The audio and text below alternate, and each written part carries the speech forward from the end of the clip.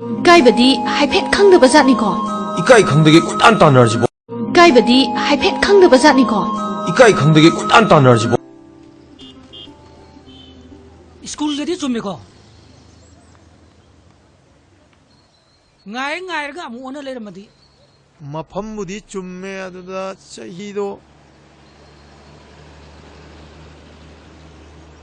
Gears no love and the yard of is.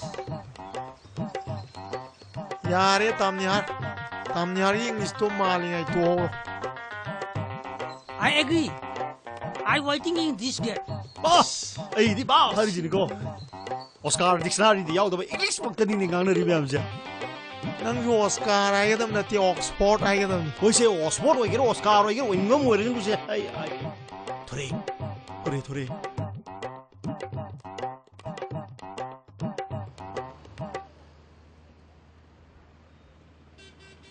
Hi, hello.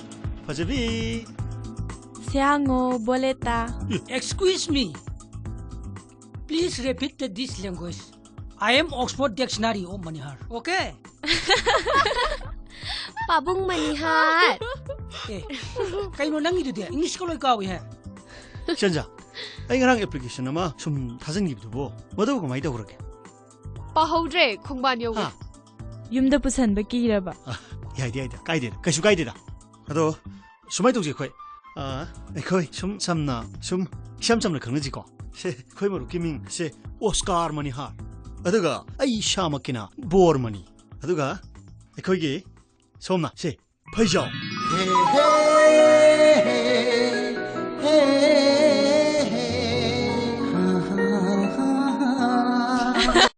마도 나코이 미암 정근을 야는 너무 티엠도 야드버니고 Oh, babu. Babu. Magi jibu medical problem ko labor. 얘라 모이드는 수 난 그러더나 떼고나 얌티 이해라면 이거나 자 시까지 쇼리게 시까지 쇼리게 봐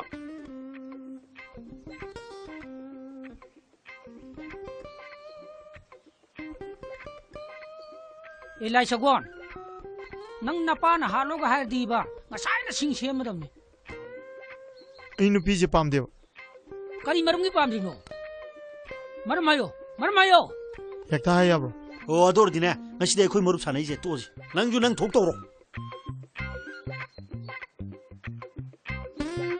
Paijo. Ako'y nasilije. Nang ipanabigi dam ni. Madubo tadradi.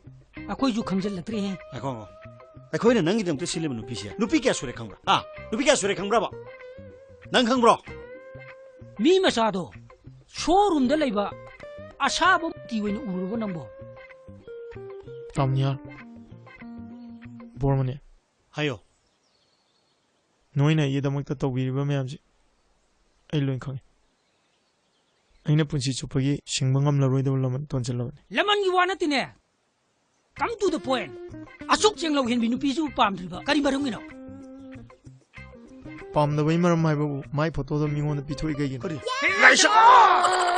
Na samni na kabukang marahing mga aladana. 아마 방이 빰대 해봐 아마 방이 멋진 파이 아마 방이 부추대 나는 빰이 누피시 그러면 ngasi디 노로 챙어 나 노로 챙어 챙나요 Ngasigi ni mita hayo. Hai da basungay. 야로 하요 거기는 시험지 능 빰들 힘들어 ngasi디 능 빰다 하요 나 콧도 틸로 챙나요 그나노 나 콧도 틸로 봐 Hayo. Hujung hai da bani. 하게 되네 하이로 Eh. Ito. Amta nilo ba? Nilo amta. 사그나 그니 놈이 Adom da. Ay. Aslay ni. Itaw nangito aramudo ram ko. Ngapum ni. Arang ko doon madinga sana pulo ka magtani siro ito. Ito. Siya nilo mi amta. Amta nilo mi. Ay. Sidi saure. Pote saure sidi. Ay. Angang na tine sidi ya. Bakang kare ne. Hais. 아스 나코이 사슬락 트레다. 람다 단색이 맞춤 은행에 다오시디. 야도 만들고 너 이제. Situ pari ate ne. Tumsang gine. Aduh mo. Ay sumni ko tharke. 아이고 타는데 봐봐 이래네. Ngapum pab se. Yap lu busa ni. Tin sok pab dong na ne. Chai tiek ne to phol ga pab ya ban ti. Khubi ga khuyai ga ne.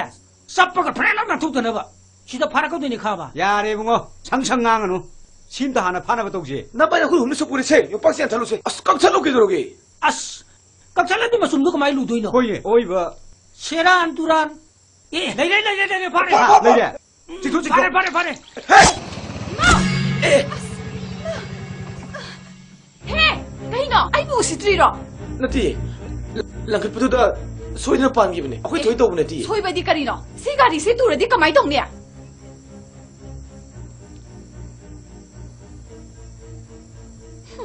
ꯑꯉꯥꯡꯁꯤꯡꯅ ꯇꯧꯕꯗꯤ ꯀꯗꯥꯏꯅꯣꯕꯨ ꯅꯣꯏ ꯆꯍꯤ ꯃꯇꯥꯡꯁꯤꯗ ꯈꯣꯡꯕꯥꯟ ꯂꯨꯄꯥꯟꯗ ꯀꯨꯝꯗꯅ ꯂꯩꯁꯦ ꯅꯃꯥꯏꯗꯣ ꯏꯀꯥꯏꯗ꯭ꯔꯣ ꯁꯨꯝ ꯉꯁꯤꯁꯦ ꯂꯝꯇꯥꯏ ꯊꯥꯡꯖꯅꯤ ꯉꯥꯄ꯭ꯔꯨꯝ ꯑꯃꯗꯪ ꯐꯥꯔꯒ ꯏꯔꯨꯖꯒꯦ ꯇꯧꯕꯅꯤ ꯑꯗꯣ ꯅꯪ ꯁꯥꯎꯔꯅꯨ ꯉꯥꯄ꯭ꯔꯨꯝꯗꯣ ꯅꯪ ꯄꯨꯖꯈ꯭ꯔꯣ ꯏ ꯅꯣꯏ ꯉꯥꯄ꯭ꯔꯨꯝꯁꯤꯗꯤ ꯑꯩꯗꯤ ꯀꯩꯗꯧꯕꯩ ꯄꯨꯗꯣꯏꯅꯣ ꯍꯣꯔꯦꯟ ꯉꯥꯄ꯭ꯔꯨꯝ ꯃꯆꯨꯝꯗꯣ ꯂꯨꯍꯧꯔꯗꯤ ꯑꯃ ꯃꯊꯦꯡ ꯆꯠꯄꯗ ꯁꯔꯣꯏ ꯉꯥꯔꯣꯏꯅ ꯐꯥꯔꯁꯨ ꯐꯦꯟ ꯂꯥꯎ ꯅꯥꯟꯊꯣꯛꯅꯕꯅꯤꯅꯦ ꯑꯩꯗꯤ ꯑꯃ ꯃꯊꯦꯡꯗ ꯀꯩꯗꯧꯕꯩ ꯆꯠꯇꯣꯏꯅꯣ ꯑꯗꯨ ꯑꯣꯏꯔꯒꯅ ꯉꯥꯄ꯭ꯔꯨꯝꯗꯣ ꯅꯪ ꯂꯧꯔ ꯆꯥꯊꯣꯛꯑꯣ ꯌꯥꯝ ꯍꯥꯎꯕꯅꯤ ꯚꯤꯇꯥꯃꯤꯟꯒꯤ ꯌꯥꯝ ꯂꯩ ꯍꯥꯏꯕꯅꯤ ꯑꯗꯨꯒꯅꯦ ꯈꯣꯡꯒ꯭ꯂꯥꯏ ꯆꯨꯕꯒꯁꯨ ꯂꯣꯏ ꯐꯩ ꯍꯥꯏꯕꯅꯤ 페이 하이브니 ꯑꯩꯗꯤ ꯈꯣꯡꯒꯨꯂꯥꯏ ꯆꯨꯗꯤꯌꯦ ꯈꯣꯡꯒꯨꯂꯥꯏ ꯆꯨꯕ ꯅꯣꯏ ꯆꯥꯎ 오케이 따래 자실어 구일리 금실어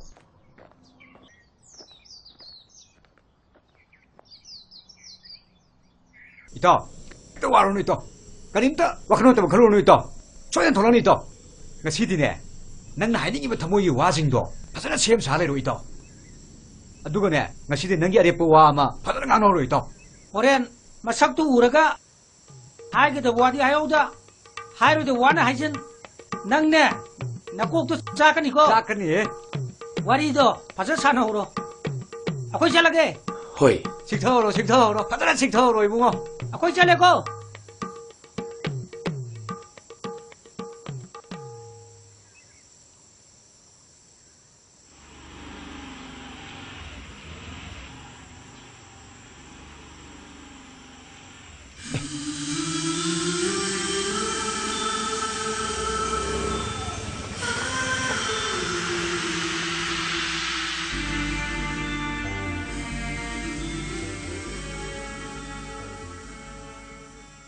ꯅꯪ ꯉꯁꯤ ꯁꯨꯃꯥꯏꯅ ꯑꯩꯒꯤ ꯃꯥꯗ ꯂꯦꯞꯂꯔꯅꯤ ꯍꯥꯏꯕꯁꯦ ꯑꯩꯒꯤ ꯊꯥꯖꯕꯒꯤ ꯋꯥꯡꯃꯗꯅꯦ ꯅꯪ ꯎꯕꯁꯤ ꯊꯥꯒꯠꯈꯤꯗꯅ ꯋꯥꯔꯤꯁꯦ ꯀꯔꯝꯗ ꯍꯧꯗꯣꯏꯅꯣ ꯈꯪꯗ꯭ꯔꯦ ꯅꯪꯅ ꯉꯁꯤ ꯂꯩꯔꯝꯃꯤꯕ ꯃꯨꯠꯁꯤꯗꯤ ꯄꯨꯔꯥ ꯔꯣꯃꯥꯟꯇꯤꯛ ꯃꯨꯠꯅꯤꯅꯦ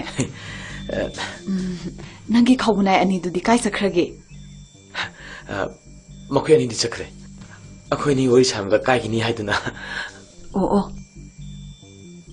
ꯁꯦ ꯃꯁꯤꯒꯤ ꯕꯥꯔꯇꯣꯟꯁꯦ ꯃꯈꯣꯏ ꯑꯅꯤꯅ ꯑꯩꯈꯣꯏꯗ ꯂꯥꯛꯑꯒ ꯄꯤꯔꯝꯕꯅꯤ ꯁꯤꯒꯤ ꯃꯅꯨꯡꯗ ꯀꯩ ꯏꯒꯦ ꯌꯦꯡꯉꯣ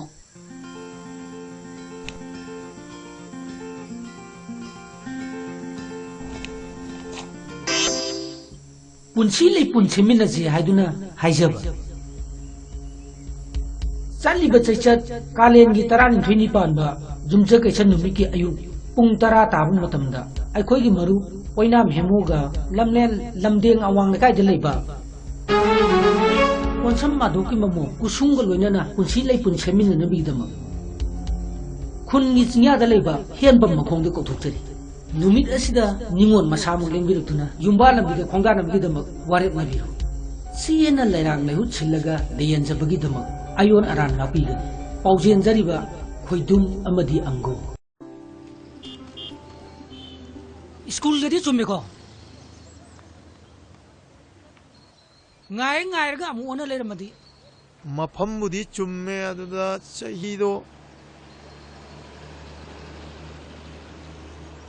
Dear's known love and the year of is. ꯌꯥꯔꯦ ꯇꯥꯝꯅꯤꯍꯥꯔ ꯏꯪꯂꯤꯁꯇꯣ ꯃꯥꯜꯂꯤꯉꯩ ꯇꯣꯛꯍꯧꯔꯣ I agree. I waiting in this gate. ꯕꯥꯁ ꯑꯩꯗꯤ ꯕꯥ ꯍꯥꯏꯔꯤꯁꯤꯅꯤꯀꯣ ꯑꯣꯁꯀꯥꯔ ꯗꯤꯛꯁꯅꯥꯔꯤꯗ ꯌꯥꯎꯗꯕ ꯏꯪꯂꯤꯁ ꯃꯛꯇꯅꯤꯅꯦ ꯉꯥꯡꯅꯔꯤ ꯃꯌꯥꯝꯁꯦ ꯅꯪꯁꯨ ꯑꯣꯁꯀꯥꯔ ꯍꯥꯏꯒꯗꯕ ꯅꯠꯇꯦ ꯑꯣꯛꯁꯐꯣꯔꯗ ꯍꯥꯏꯒꯗꯕꯅꯤ ꯑꯩꯈꯣꯏꯁꯦ ꯑꯣꯛꯁꯐꯣꯔꯗ ꯑꯣꯏꯒꯦꯔꯥ ꯑꯣꯁꯀꯥꯔ ꯑꯣꯏꯒꯦꯔꯥ ꯑꯣꯏꯅꯤꯡꯕ ꯑꯃ ꯑꯣꯏꯔꯁꯨ ꯊꯣꯔꯦ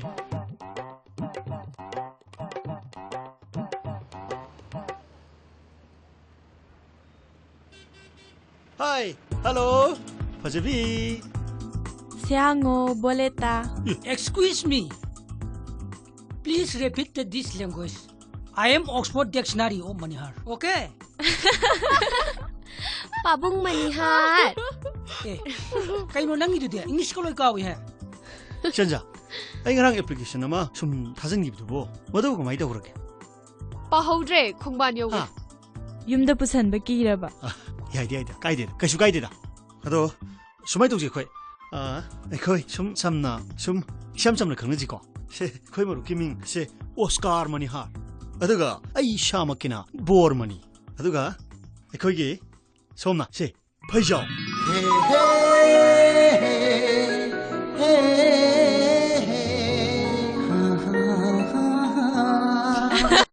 ꯃꯗꯣ ꯅꯈꯣꯏ ꯃꯌꯥꯝ ꯆꯪꯗꯅ ꯌꯥꯅꯅꯕ ꯊꯦꯝꯗꯕ ꯌꯥꯗꯕꯅꯤꯀꯣ. ꯑꯧ ꯄꯥꯕꯨꯡ.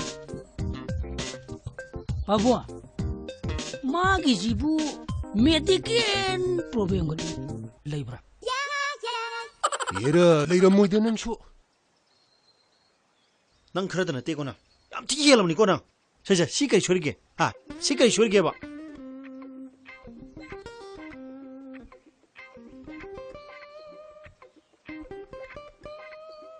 Elai Sagon, nang napana halo ka hardi ba? Ngasay na sing siya madam ni. ꯑꯩ ꯅꯨꯄꯤꯁꯦ ꯄꯥꯝꯗꯦꯕ. Kali marum ni pam dino. Maramayo.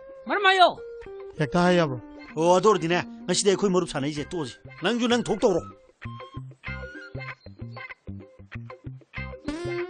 Paijo, ako'y nasilije. Nang ipanabigi damang ni. Madubo tadradi. Ako'y ju khamjal latri hai. ꯉꯥꯏꯈꯣ. ꯑꯩꯈꯣꯏꯅ ꯅꯪꯒꯤꯗꯃꯛꯇ ꯁꯤꯜꯂꯤꯕ ꯅꯨꯄꯤꯁꯦ ꯅꯨꯄꯤ ꯀꯌꯥ ꯁꯨꯔꯦ ꯈꯪꯕ꯭ꯔꯥ? ꯅꯨꯄꯤ ꯀꯌꯥ ꯁꯨꯔꯦ ꯈꯪꯕ꯭ꯔꯥꯕ? ꯅꯪ ꯈꯪꯕ꯭ꯔꯣ? Mi masado. Showroom da laiba. Asaba tiwin uruba nambo. ꯇꯥꯃꯅꯤꯌꯥꯔ ꯕꯣꯔꯃꯅꯤ ꯍꯥꯏꯌꯣ. ꯅꯣꯏꯅ ꯑꯩꯒꯤꯗꯃꯛꯇ ꯇꯧꯕꯤꯔꯤꯕ ꯃꯌꯥꯝꯁꯦ ꯑꯩ ꯂꯣꯏ ꯈꯪꯉꯤ. ꯑꯩꯅ ꯄꯨꯟꯁꯤ ꯆꯨꯞꯄꯒꯤ ꯁꯤꯡꯕ ꯉꯝꯂꯔꯣꯏꯗꯕ ꯂꯃꯟ ꯇꯣꯟꯁꯤꯜꯂꯕꯅꯤ. Laman gi wana tine. Come to the point. Asuk chenglaw hin binu pisu pam driba. Kari barung ino. ꯄꯥꯝꯗꯕꯒꯤ ꯃꯔꯝ ꯍꯥꯏꯕꯕꯨ ꯃꯥꯏ ꯐꯣꯇꯣꯗꯣ ꯃꯤꯉꯣꯟꯗ ꯄꯤꯊꯣꯛꯏ ꯀꯩꯒꯤꯅꯣ? Na samni na kabukang marahing mga aladana. ꯑꯃ ꯐꯪꯉꯤ ꯄꯥꯝꯗꯦ ꯍꯥꯏꯕ, ꯑꯃ ꯐꯪꯉꯤ ꯃꯆꯤꯟ ꯐꯩ, ꯑꯃ ꯐꯪꯉꯤ ꯐꯨꯠ ꯁꯨꯗꯦ. ꯅꯪꯅ ꯄꯥꯝꯃꯤ ꯅꯨꯄꯤꯁꯦ ꯀꯔꯝꯕꯅꯣ? ꯉꯁꯤꯗꯤ ꯅꯔꯣꯜ ꯁꯦꯡꯉꯣ. ꯅꯔꯣꯜ ꯁꯦꯡꯉꯣ ꯁꯦꯡꯅ ꯍꯥꯏꯌꯣ. Ngasigi numito hayo. Haidaba sungay. ꯌꯥꯔꯣꯏ ꯍꯥꯏꯌꯣ. ꯑꯩꯈꯣꯏꯅ ꯁꯦꯝꯕꯁꯦ ꯅꯪ ꯄꯥꯝꯗ꯭ꯔꯦ ꯅꯠꯇ꯭ꯔꯣ? ꯉꯁꯤꯗꯤ ꯅꯪ ꯑꯄꯥꯝꯕꯗ ꯍꯥꯏꯌꯣ. ꯅꯈꯨꯠꯇ ꯊꯤꯜꯂꯣ. ꯁꯦꯡꯅ ꯍꯥꯏꯌꯣ ꯀꯅꯥꯅꯣ? ꯅꯈꯨꯠꯇ ꯊꯤꯜꯂꯣꯕ. Hayo. Hujung haidabani. 하이게더니 하이로. 예. Ito. Amta nilo ba? Nilo amta. Saka nang tiniloni. Adom da. Ay. Asli Itaw nang gitu. Aramudo oram dana ko. Ngaprum ne. Arang bodo ni madinga sana pulo kamak tani silo idro. Ito. Senilo me amta. Amta nilo mi. Ay. Sidi saure. Pote saure sidi. Ay. Angang na tina sidi. Pakang phare ne. Hais. ꯑꯁ ꯅꯈꯣꯏ ꯊꯥꯖꯔꯛꯇ꯭ꯔꯦꯗ ꯂꯝꯗ ꯊꯥꯖꯒꯤ ꯃꯆꯨꯝ ꯎꯅꯒꯦ ꯇꯧꯁꯤꯗꯤ ꯑꯁ ꯌꯥꯗꯧ ꯃꯥꯟꯗ꯭ꯔꯤꯕ ꯅꯣꯏꯁꯦ Sisu pari adine. Tum sangine. Adu mo. Ay somni ko tharake. ꯉꯥꯏꯈꯣ ꯊꯥꯏꯅꯅꯦ ꯐꯥꯕ ꯍꯩꯗꯦꯅꯦ Ngapung phabse. Yam lubu jani. Tinthok phab dona ne. Chaitiek ne to holaga phaba yaba nati. Khubi ga khuyai ga ne. Sappa ga phre lam na thuk dana ba. Sida phara ka dini khaba. Yare bungo. Changchang nganganu. Simda hana phana ba togje. 나빠이 나 그걸 없는 속구리세 욕박시 안 잘로세 아스 꽉 찰로게 그러게 As. Kakchalati masum du kamai lu doino. Koye. Oiba. Seran turan. Eh, lai phare. Leje. Chitu chitu. Phare. Hey! Kaino? Ay mo si Triro! 나티 랑클푸드다 소이나 빠는기분에 아코이 토이 떠오네 티 소이바디 karino? Si gari si turadi kamay dong niya?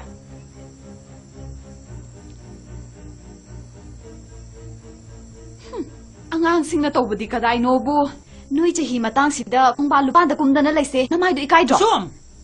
Ngasise lamdai thamjini.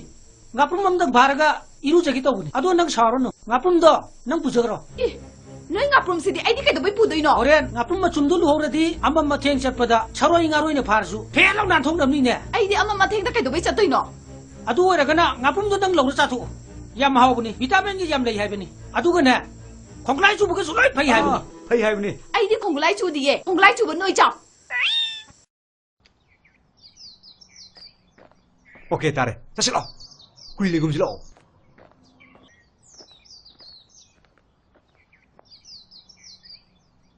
Ito. 와로는 있다. 가림다 와크노 때문에 그러는 있다. 초연 돌아는 있다. 나 시디네. 난 하이닝이면 더모이 와징도 파서나 시험 잘해로 있다. 누가네. 나 시디 능기 아래뿌 와 아마 파서나 강로로 있다. 호렌 마삭도 우라가 하이게도 와디 하요다 하이로도 와나 하이진 낭네 나꼭도 짜까니고 짜까니. 와리도 파서 사나우로 아코이 잘라게 Hoi, 식터로 파서나 식터로 이붕어. 아코이 잘라고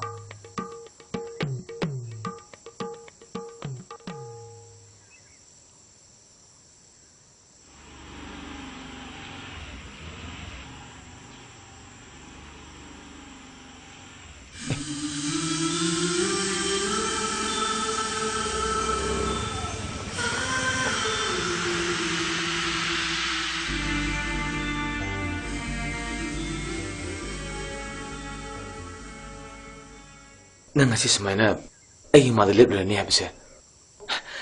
Ai thaja be wang mudane.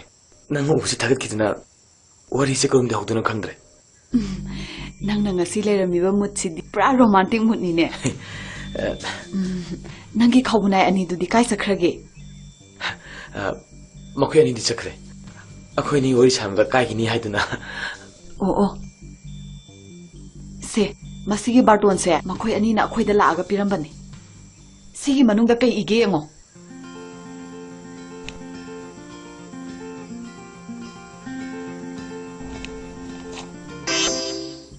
punsi le punsi minaji haiduna haijaba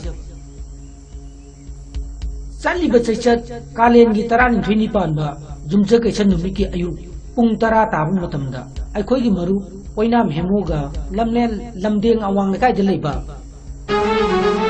konsam madu ki mamu kusung ga loinana punsi le punsi minna bi dama khun gi chinya da leiba hianbam makhong de ko thokchari numit asida ningon masamu lengbirutuna yumba lambi khongda nambi dama waret nabiru siena lairang lehu chillaga leyen jabagi dama ayon aran lapi ga paujen jariba khoidum amadi ango school gadi chumme ko ngai ga amu ona leiramadi mafambudi chumme aduda chahido Gears non love in the year of is yare tamnyar English to mali ai to I agree I waiting in this gate boss ai di ba hari jini ko Oscar dictionary di yaw da English paktani ni ngang na ri myam ja nang Oscar ai gadam na ti Oxford ai gadam koi se Oxford oi gero Oscar oi gero ingam oi rin ku se ai thore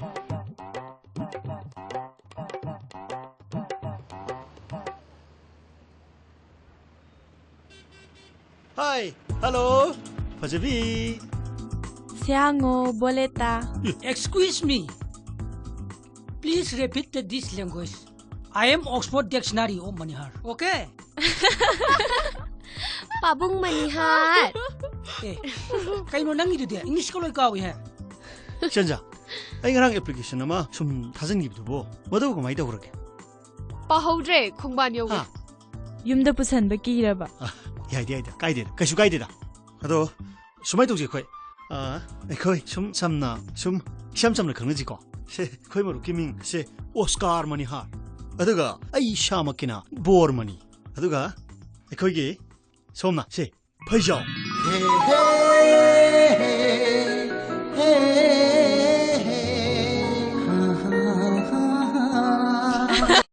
Mado, nakoi mi am sangdana yana na thiam da yadabani ko.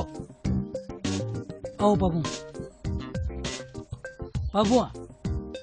magi jibu medical problem gal leibra Yera leira moida nang shu.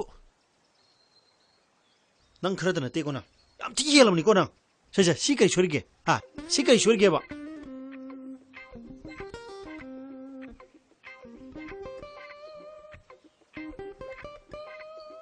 Elai Sagwan nang napa na halo ga har diba ngasai na sing sem madam ni ai nupi je pam deu kari marum gi pam dino marmayo yakta hai bro O ador dine. Ngasi de khoi marup sanai je to ji. Nang ju nang thok to ro. ꯐꯩꯖꯣ ꯑꯩꯈꯣꯏꯅ ꯁꯤꯜꯂꯤꯁꯦ ꯅꯪꯒꯤ ꯐꯅꯕꯒꯤꯗꯃꯛꯅꯤ ꯃꯗꯨꯕꯨ ꯇꯥꯗ꯭ꯔꯗꯤ ꯑꯩꯈꯣꯏꯁꯨ ꯈꯪꯖꯤꯜꯂꯛꯇ꯭ꯔꯦꯍꯦ ꯑꯩꯈꯣ ꯑꯩꯈꯣꯏꯅ ꯅꯪꯒꯤꯗꯃꯛꯇ ꯁꯤꯜꯂꯤꯕ ꯅꯨꯄꯤꯁꯦ ꯅꯨꯄꯤ ꯀꯌꯥ ꯁꯨꯔꯦ ꯈꯪꯕ꯭ꯔꯥ ꯅꯨꯄꯤ ꯀꯌꯥ ꯁꯨꯔꯦ ꯈꯪꯕ꯭ꯔꯥꯕ ꯅꯪ ꯈꯪꯕ꯭ꯔꯣ ꯃꯤ ꯃꯆꯥꯗꯣ ꯁꯣꯔꯨꯝꯗ ꯂꯩꯕ ꯑꯁꯥꯕ ꯃꯨꯔꯇꯤ ꯑꯣꯏꯅ ꯎꯔꯨꯕ ꯅꯪꯕꯣ ꯇꯥꯝꯅꯤꯌꯥ ꯕꯣꯔꯃꯅꯤ ꯍꯥꯏꯌꯣ ꯅꯣꯏꯅ ꯑꯩꯒꯤꯗꯃꯛꯇ ꯇꯧꯕꯤꯔꯤꯕ ꯃꯌꯥꯝꯁꯦ ꯑꯩ ꯂꯣꯏ ꯈꯪꯉꯤ ꯑꯩꯅ ꯄꯨꯟꯁꯤ ꯆꯨꯞꯄꯒꯤ ꯁꯤꯡꯕ ꯉꯝꯂꯔꯣꯏꯗꯕ ꯂꯃꯟ ꯇꯣꯟꯁꯤꯜꯂꯕꯅꯤ ꯂꯃꯟꯒꯤ ꯋꯥ ꯅꯠꯇꯦꯅꯦ ꯀꯝ ꯇꯨ ꯗ ꯄꯣꯏꯟ ꯑꯁꯨꯛ ꯆꯦꯡꯂꯧ ꯍꯦꯟꯕꯤ ꯅꯨꯄꯤꯁꯤꯕꯨ ꯄꯥꯝꯗ꯭ꯔꯤꯕ ꯀꯔꯤ ꯃꯔꯝꯒꯤꯅꯣ ꯄꯥꯝꯗꯕꯩ ꯃꯔꯝ ꯍꯥꯏꯕꯕꯨ ꯃꯥꯏ ꯐꯣꯇꯣꯗꯣ ꯃꯤꯉꯣꯟꯗ ꯄꯤꯊꯣꯛꯏ ꯀꯩꯒꯤꯅꯣ ꯀꯔꯤ ꯅꯁꯝꯅꯦꯅ ꯀꯕꯣꯀꯪ ꯃꯔꯥ ꯍꯦꯛ ꯃꯉꯥꯜꯂꯗꯅ ꯑꯃ ꯐꯪꯉꯤ ꯄꯥꯝꯗꯦ ꯍꯥꯏꯕ ꯑꯃ ꯐꯪꯉꯤ ꯃꯆꯤꯟ ꯐꯩ ꯑꯃ ꯐꯪꯉꯤ ꯐꯨꯠ ꯁꯨꯗꯦ ꯅꯪꯅ ꯄꯥꯝꯃꯤ ꯅꯨꯄꯤꯁꯤ ꯀꯔꯝꯕꯅꯣ ꯉꯁꯤꯗꯤ ꯅꯔꯣꯜ ꯁꯦꯡꯉꯣ ꯁꯦꯡꯅ ꯍꯥꯏꯌꯣ ꯉꯁꯤꯒꯤ ꯅꯨꯃꯤꯠꯇ ꯍꯥꯏꯌꯣ ꯍꯥꯏꯗꯕ ꯁꯨꯡꯉꯥꯏ ꯌꯥꯔꯣꯏ ꯍꯥꯏꯌꯣ ꯑꯩꯈꯣꯏꯅ ꯁꯦꯝꯕꯁꯤ ꯅꯪ ꯄꯥꯝꯗ꯭ꯔꯦ ꯅꯠꯇ꯭ꯔꯣ ꯉꯁꯤꯗꯤ ꯅꯪ ꯑꯄꯥꯝꯕꯗ ꯍꯥꯏꯌꯣ ꯅꯈꯨꯠꯇ ꯊꯤꯜꯂꯣ ꯁꯦꯡꯅ ꯍꯥꯏꯌꯣ ꯀꯅꯥꯅꯣ ꯅꯈꯨꯠꯇ ꯊꯤꯜꯂꯣꯕ ꯍꯥꯏꯌꯣ ꯍꯧꯖꯤꯛ ꯍꯥꯏꯒꯗꯕꯅꯤ ꯍꯥꯏꯒꯗꯕꯅꯤ ꯍꯥꯏꯔꯣ ꯑꯦ 이따 아무튼 니로봐 니로 아무튼 사그나 그니 로미 아돔 짝 아돔다 슬레이네 이따 오는기도 아라무도 오람드는고 나쁨네 아랑고도 얼마든가 자는 풀로 까먹더니 시로들어 이따 제니로미 없다 아무튼 니로미 아이 시디 싸우래 꼬트 싸우래 시디 아이 안강에 뛰는 시디야 막한 가래네 하이스 ꯑꯁ ꯅꯈꯣꯏ ꯊꯥꯖꯔꯛꯇ꯭ꯔꯦꯗ ꯂꯝꯗ ꯊꯥꯖꯒꯤ ꯃꯆꯨꯝ ꯎꯅꯒꯦ ꯇꯧꯁꯤꯗꯤ ꯑꯁ ꯌꯥꯗꯧ ꯃꯥꯟꯗ꯭ꯔꯤꯕ ꯅꯣꯏꯁꯦ 시주 발이 야되네 좀 짱기네 어머 아이 손 내고 들을게 ꯉꯥꯏꯈꯣ ꯊꯥꯏꯅ ꯅꯪ ꯐꯥꯕ ꯍꯩꯔꯦꯅꯦ 나쁜 파브세 얌 루부자니 띵트로 파브도나네 짜이띵네 또 호얼가 파브야 버너티 구비가 구야이가네 sap빠가 브레라나 툭더나봐 시다 파라거더니 가봐 야래 붕어 창창강은 심도 하나 파나가 동지 나빠야 그 없는 속구리세 욕박시한 달로세 아스 깡찰로 깨더러게 아스 깍살라니 마숨 누가 많이 루도이노 거기 어이 뭐 세란 두란 예 내래 바래 내래 지도 바래 ꯍꯦ ꯀꯩꯅꯣ ꯑꯩꯕꯨ ꯎꯁꯤꯠꯇ꯭ꯔꯤꯔꯣ ꯅꯠꯇꯦ ꯂꯪꯈꯠꯄꯗꯨꯗ ꯁꯣꯏꯗꯅ ꯄꯥꯟꯈꯤꯕꯅꯦ ꯑꯩꯈꯣꯏ ꯊꯣꯏ ꯇꯧꯕ ꯅꯠꯇꯦ ꯁꯣꯏꯕꯗꯤ ꯀꯔꯤꯅꯣ ꯁꯤ ꯒꯥꯔꯤꯁꯦ ꯇꯨꯔꯗꯤ ꯀꯃꯥꯏ ꯇꯧꯅꯤ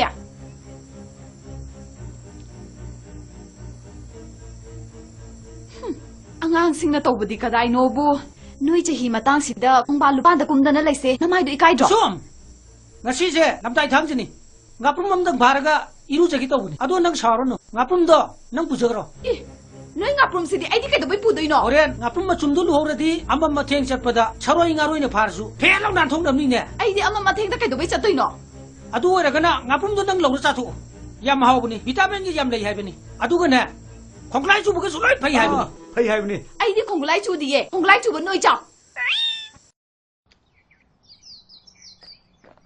오케이 따래 자실어 구일리 금실어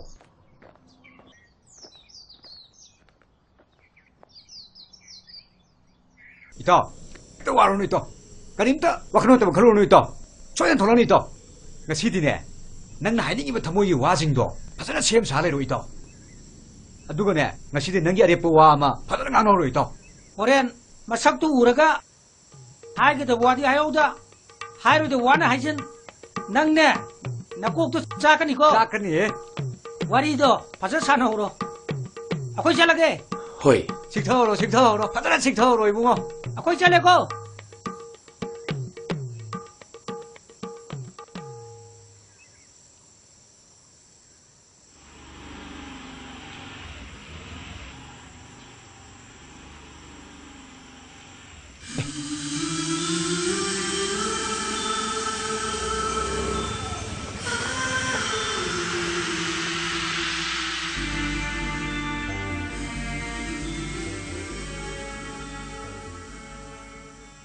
ꯅꯪ ꯉꯁꯤ ꯁꯨꯃꯥꯏꯅ ꯑꯩꯒꯤ ꯃꯥꯗ ꯂꯦꯞꯂꯔꯅꯤ ꯍꯥꯏꯕꯁꯦ ꯑꯩꯒꯤ ꯊꯥꯖꯕꯒꯤ ꯋꯥꯡꯃꯗꯅꯤ ꯅꯪ ꯎꯕꯁꯤ ꯊꯥꯒꯠꯈꯤꯗꯅ ꯋꯥꯔꯤꯁꯦ ꯀꯔꯝꯗ ꯍꯧꯗꯣꯏꯅꯣ ꯈꯪꯗ꯭ꯔꯦ ꯅꯪꯅ ꯉꯁꯤ ꯂꯩꯔꯝꯃꯤꯕ ꯃꯨꯠꯁꯤꯗꯤ ꯄꯨꯔꯥ ꯔꯣꯃꯥꯟꯇꯤꯛ ꯃꯨꯠꯅꯤꯅꯦ ꯅꯪꯒꯤ ꯈꯧꯕꯅꯥꯏ ꯑꯅꯤꯗꯨꯗꯤ ꯀꯥꯏ ꯆꯠꯈ꯭ꯔꯒꯦ ꯃꯈꯣꯏ ꯑꯅꯤꯗꯤ ꯆꯠꯈ꯭ꯔꯦ ꯑꯩꯈꯣꯏ ꯑꯅꯤ ꯋꯥꯔꯤ ꯁꯥꯟꯅꯕꯗ ꯀꯥꯏꯒꯤꯅꯤ ꯍꯥꯏꯗꯨꯅ ꯑꯣ ꯁꯦ ꯃꯁꯤꯒꯤ ꯕꯥꯔꯇꯣꯟꯁꯦ ꯃꯈꯣꯏ ꯑꯅꯤꯅ ꯑꯩꯈꯣꯏꯗ ꯂꯥꯛꯑꯒ ꯄꯤꯔꯝꯕꯅꯤ ꯁꯤꯒꯤ ꯃꯅꯨꯡꯗ ꯀꯩ ꯏꯒꯦ ꯌꯦꯡꯉꯣ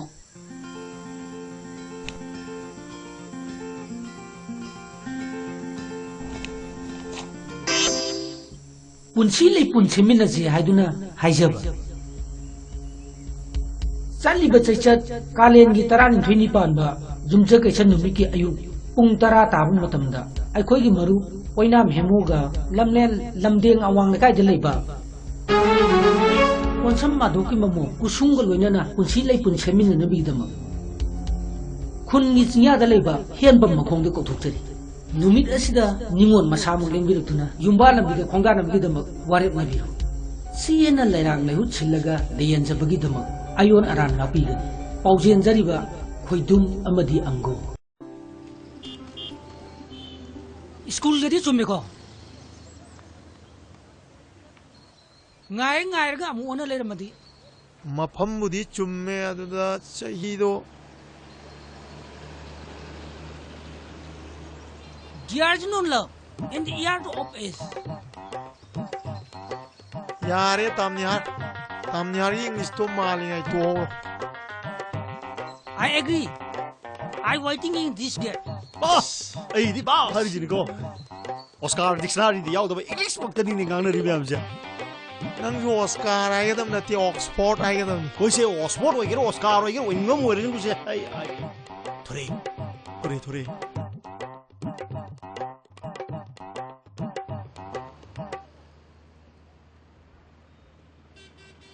Hi, hello, Fajabi. Siango, boleta. Excuse me. Please repeat this language. I am Oxford Dictionary of Manihar. Okay? Pabung Manihar. Eh, kaino nangidudi English ko loy kawi ha. Shanja, ay ngarang application nama sum thajangibdubo. Madu kamai tawrage. Pahodre khongban yogi. Yumda pusanba kiraba. Yaida, kaisu kaideda. Ado sumai tawje khoi. Khoi sum samna khangnaji ko. Se khoi maru kiming se Oscar Manihar. Aduga ai shamakina bor mani. Aduga khoi ge somna se phaijao.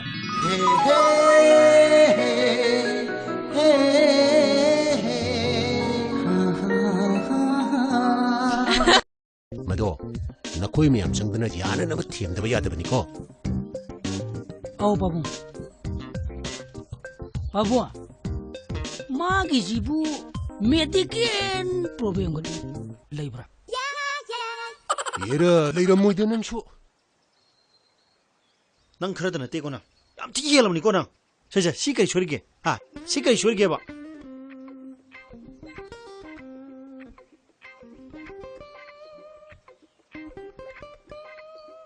Elai Sagwan. Nang napana haloga har diba. Ngasai na sing siem madam ni. ꯑꯩ ꯅꯨꯄꯤꯁꯦ ꯄꯥꯝꯗꯦꯕ Kari marungi pamdino. Marmayo. ꯍꯦꯛꯇ ꯍꯥꯏ ꯌꯥꯕ꯭ꯔꯣ Oh, ador dine. Ngaside khoi marup sanai je toji. Nang ju nang thok tawro. Phaijo. Akoi na silije. Nangi phanabagi damni. Madubu tadradi. Akoi ju khamjal latre he. Ako. Khoi na nangi dam te silim nupi sia. Nupi kya sure khangbra. Ha, nupi kya sure khangbra ba. Nang khangbro. Mi masado. Showroom da leiba. Asaba ti win uruba nambo. ꯇꯥꯝꯅꯤꯍꯥꯔ ꯕꯣꯔꯃꯅꯤ Hayo. ꯅꯣꯏꯅ ꯑꯩꯒꯤꯗꯃꯛꯇ ꯇꯧꯕꯤꯔꯤꯕ ꯃꯌꯥꯝꯁꯦ ꯑꯩ ꯂꯣꯏ ꯈꯪꯉꯤ ꯑꯩꯅ ꯄꯨꯟꯁꯤ ꯆꯨꯞꯄꯒꯤ ꯁꯤꯡꯕ ꯉꯝꯂꯔꯣꯏꯗꯕ ꯂꯃꯟ ꯇꯣꯟꯁꯤꯜꯂꯕꯅꯤ Lemon you want it in there. Come to the point. Asuk chenglo hin binu pisu pamdriba. Kari marungi no. ꯄꯥꯝꯗꯕꯩ ꯃꯔꯝ ꯍꯥꯏꯕꯕꯨ ꯃꯥꯏ ꯐꯣꯇꯣꯗꯣ ꯃꯤꯉꯣꯟꯗ ꯄꯤꯊꯣꯛꯏ ꯀꯩꯒꯤꯅꯣ Na samni na kabukang marayang mga ladana. Ama phangi pamde haba. Ama phangi machin phai. Ama phangi phuchude. Nang na pami nupi sikarma. Ha. Ai ngasi din ro chengo. Na ro chengo chengnayo. Ngasigi numita hayo. Haida basungay. Ay aroi hayo. Ai khoi na sebji nang pam dren tro. Ha. Ngasi din nang apam da hayo. Na khutta thilo. Ai sengayo kana no. Na khutta thilo ba. Hayo. Hujung haida da bani. Hai gedamni. Hai ro. Eh. Ito. Amta nilo ba? Nilo amta. Saka nang tinilori. Adom da. Ay. ꯑꯁ ꯂꯩꯅꯦ ꯏꯇꯥꯎ ꯅꯪꯒꯤꯗꯣ ꯑꯔꯥꯡꯕꯗꯣ ꯑꯣꯏꯔꯝꯗꯅꯀꯣ ꯉꯥꯄ꯭ꯔꯨꯝꯅꯦ ꯑꯔꯥꯡꯕꯗꯨ ꯑꯣꯏꯔꯝꯃꯗꯤ ꯉꯁꯥꯏꯅ ꯐꯨꯂꯣ ꯀꯥꯝꯃꯛꯇꯅ ꯁꯤꯔꯣꯏꯗ꯭ꯔꯣ ꯏꯇꯥꯎ ꯆꯦꯟꯖꯤꯜꯂꯣꯃꯦ ꯑꯝꯇ ꯅꯤꯜꯂꯣꯃꯤ ꯑꯥꯏ ꯁꯤꯗꯤ ꯆꯥꯎꯔꯦ ꯄꯣꯠꯇꯤ ꯆꯥꯎꯔꯦ ꯁꯤꯗꯤ ꯑꯩ ꯑꯉꯥꯡ ꯅꯠꯇꯦꯅꯦ ꯁꯤꯗꯤ ꯄꯥꯈꯪ ꯐꯔꯦꯅꯦ ꯍꯩꯁ ꯑꯁ ꯅꯈꯣꯏ ꯊꯥꯖꯔꯛꯇ꯭ꯔꯦꯗ ꯂꯝꯗ ꯊꯥꯖꯒꯤ ꯃꯆꯨꯝ ꯑꯣꯏꯅꯒꯩ ꯇꯧꯁꯤꯗꯤ ꯑꯁ ꯌꯥꯗꯧ ꯃꯥꯟꯗ꯭ꯔꯤꯕ ꯅꯣꯏꯁꯦ ꯁꯤꯁꯨ ꯄꯥ ꯌꯥꯗꯦꯅꯦ ꯑꯗꯨꯝ ꯆꯪꯈꯤꯅꯦ ꯑꯗꯨ ꯑꯩ ꯁꯣꯝꯗ ꯀꯣꯊꯔꯛꯀꯦ ꯉꯥꯏꯈꯣ ꯊꯥꯏꯅꯅꯦ ꯐꯥꯕ ꯍꯩꯗꯦꯅꯦ ꯉꯥꯄ꯭ꯔꯨꯝ ꯐꯥꯕꯁꯦ ꯌꯥꯝ ꯂꯨꯕꯖꯥꯠꯅꯤ ꯇꯤꯟꯊ꯭ꯔꯣꯛ ꯐꯥꯕꯗꯧꯅꯅꯦ ꯆꯩꯇꯦꯡ ꯍꯦꯛꯇ ꯍꯣꯜꯂꯒ ꯐꯥꯕ ꯌꯥꯕ ꯅꯠꯇꯦ ꯈꯨꯕꯤꯒ ꯈꯨꯌꯥꯏꯒꯅꯦ ꯆꯞꯄꯒ ꯐ꯭ꯔꯦꯟ ꯂꯥꯎ ꯅꯥꯟꯊꯣꯛꯇꯅꯕ ꯁꯤꯗ ꯐꯥꯔꯛꯀꯗꯣꯏꯅꯤ ꯈꯥꯕ ꯌꯥꯔꯦ ꯏꯕꯨꯡꯉꯣ ꯁꯪ ꯉꯥꯡꯉꯅꯨ ꯁꯤꯝꯇ ꯍꯥꯟꯅ ꯐꯥꯅꯕ ꯇꯧꯁꯤ ꯅꯄꯥꯏ ꯑꯩꯈꯣꯏ ꯍꯨꯝꯅ ꯁꯨꯄꯨꯔꯦꯁꯦ ꯌꯣꯄꯥꯛꯁꯦ ꯌꯥꯟꯊꯠꯂꯨꯁꯦ ꯑꯁ ꯀꯛꯊꯠꯂꯨ ꯀꯩꯗꯧꯔꯒꯦ ꯑꯁ ꯀꯛꯊꯠꯂꯗꯤ ꯃꯆꯨꯝꯗꯣ ꯀꯃꯥꯏꯅ ꯂꯨꯗꯣꯏꯅꯣ ꯍꯣꯏꯅꯦ ꯑꯣꯏꯕ ꯁꯦꯔꯥꯟ ꯇꯨꯔꯥꯟ ꯑꯦ ꯂꯩꯔꯦ ꯐꯥꯔꯦ ꯂꯩꯔꯦ ꯆꯤꯊꯨ ꯐꯥꯔꯦ ꯍꯦ ꯀꯩꯅꯣ ꯑꯩꯕꯨ ꯎꯁꯤꯠꯇ꯭ꯔꯤꯔꯣ ꯅꯠꯇꯦ ꯂꯪꯈꯠꯄꯗꯨꯗ ꯁꯣꯏꯗꯅ ꯄꯥꯟꯈꯤꯕꯅꯦ ꯑꯩꯈꯣꯏ ꯊꯣꯏ ꯇꯧꯕ ꯅꯠꯇꯦ ꯁꯣꯏꯕꯗꯤ ꯀꯔꯤꯅꯣ ꯁꯤ ꯒꯥꯔꯤꯁꯦ ꯇꯨꯔꯗꯤ ꯀꯃꯥꯏ ꯇꯧꯅꯤ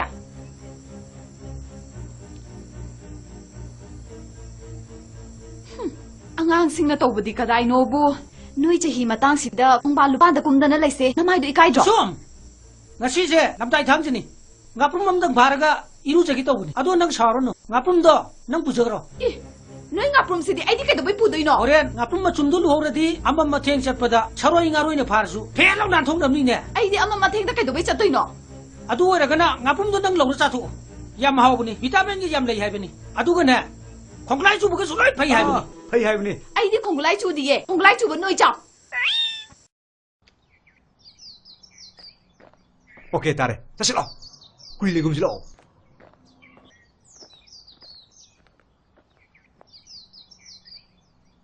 ꯏꯇꯥꯎ ꯈꯤꯇ ꯋꯥꯔꯨꯅꯨ ꯏꯇꯥꯎ ꯀꯔꯤꯝꯇ ꯋꯥꯈꯜ ꯅꯠꯇꯕ ꯈꯜꯂꯨꯔꯅꯨ ꯏꯇꯥꯎ ꯁꯣꯏꯗꯅ ꯊꯣꯛꯂꯛꯅꯤ ꯏꯇꯥꯎ ꯉꯁꯤꯗꯤꯅꯦ ꯅꯪꯅ ꯍꯥꯏꯅꯤꯡꯉꯤꯕ ꯊꯃꯣꯏꯒꯤ ꯋꯥꯁꯤꯡꯗꯣ ꯐꯖꯅ ꯁꯦꯝ ꯁꯥ ꯂꯩꯔꯣ ꯏꯇꯥꯎ ꯑꯗꯨꯒꯅꯦ ꯉꯁꯤꯗꯤ ꯅꯪꯒꯤ ꯑꯔꯦꯞꯄ ꯋꯥ ꯑꯃ ꯐꯖꯅ ꯉꯥꯡꯍꯧꯔꯣ ꯏꯇꯥꯎ ꯍꯣꯔꯦꯟ ꯃꯁꯛꯇꯨ ꯎꯔꯒ ꯍꯥꯏꯒꯗꯕ ꯋꯥꯗꯤ ꯍꯥꯏꯍꯧꯗ ꯍꯥꯏꯔꯣꯏꯗꯕ ꯋꯥꯅ ꯍꯥꯏꯖꯤꯟ ꯅꯪꯅꯦ ꯅꯀꯣꯛꯇꯣ ꯆꯥꯛꯀꯅꯤꯀꯣ ꯆꯥꯛꯀꯅꯤꯍꯦ ꯋꯥꯔꯤꯗꯣ ꯐꯖꯅ ꯁꯥꯟꯅꯍꯧꯔꯣ ꯑꯩꯈꯣꯏ ꯆꯠꯂꯒꯦ ꯍꯣꯏ ꯁꯤꯛꯊꯍꯧꯔꯣ ꯐꯖꯅ ꯁꯤꯛꯊꯍꯧꯔꯣ ꯏꯕꯨꯡꯉꯣ ꯑꯩꯈꯣꯏ ꯆꯠꯂꯦꯀꯣ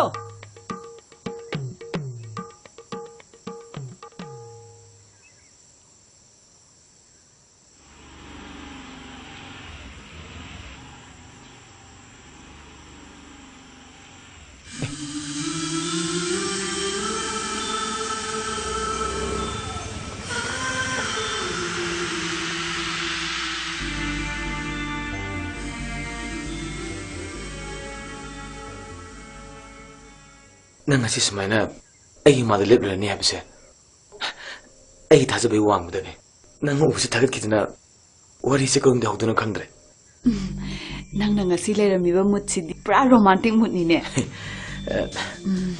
ꯅꯪꯒꯤ ꯈꯧꯕꯅꯥꯏ ꯑꯅꯤꯗꯨꯗꯤ ꯀꯥꯏ ꯆꯠꯈ꯭ꯔꯒꯦ ꯃꯈꯣꯏ ꯑꯅꯤꯗꯤ ꯆꯠꯈ꯭ꯔꯦ ꯑꯩꯈꯣꯏ ꯑꯅꯤ ꯋꯥꯔꯤ ꯁꯥꯟꯅꯕꯗ ꯀꯥꯏꯒꯤꯅꯤ ꯍꯥꯏꯗꯨꯅ ꯑꯣ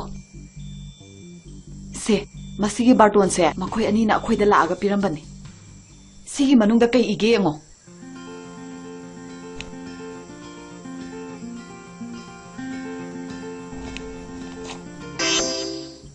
ꯄꯨꯟꯁꯤ ꯂꯩ ꯄꯨꯟ ꯁꯦꯝꯃꯤꯟꯅꯁꯤ ꯍꯥꯏꯗꯨꯅ ꯍꯥꯏꯖꯕ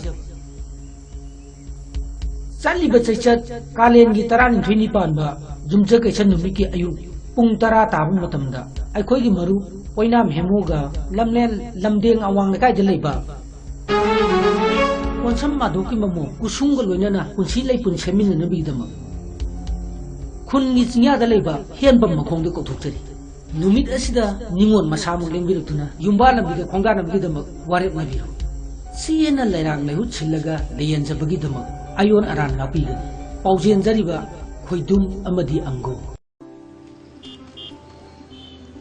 ꯁ꯭ꯀꯨꯜꯗꯗꯤ ꯆꯨꯝꯃꯦꯀꯣ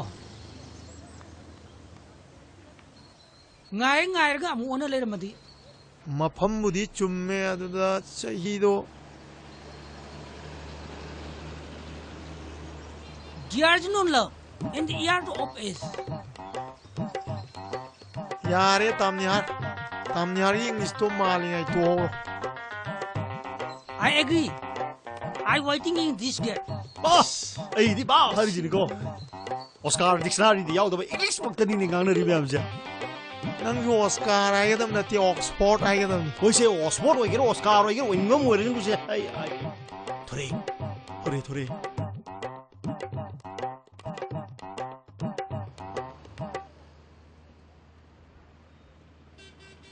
하이, 할로, 파즈비. Siango, boleta. Excuse me. Please repeat this language. I am Oxford Dictionary of Manihar. Okay? Pabung Manihar. Eh, kayo nang ito dia. English ko lang ikaw eh. 시연자, 이 거랑 애플리케이션 아마 좀 다른 입도 뭐, 뭐도 그거 많이 더 그렇게. Pahodre, Khongban Yogi. 아, Yumda pusanba kiraba. 야이디야, 가이디다, 가슈 가이디다. 하도 수마이 동지 거의. 거의 좀 참나, 좀 시험점을 걷는지고. 거의 뭐 김ing 세 오스카르 마니하. 아드가 아이 샤마키나 보르마니. 아드가 거기 somna 세 파이죠.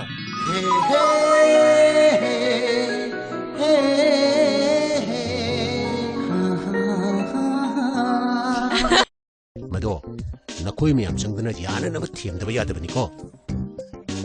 Oh, Babu. Babu. Magi jibu medical problem gani laibra. Yera, leira moy da nang shu.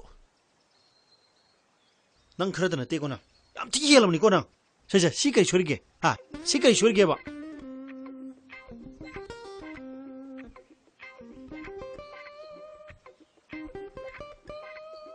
Elisha Gon. Nang napana halo ka di ba? Ngasay na sing siya madam ni. ꯑꯩ ꯅꯨꯄꯤꯁꯦ ꯄꯥꯝꯗꯦꯕ Kali maram ki pam dino. Maramayo. Maramayo.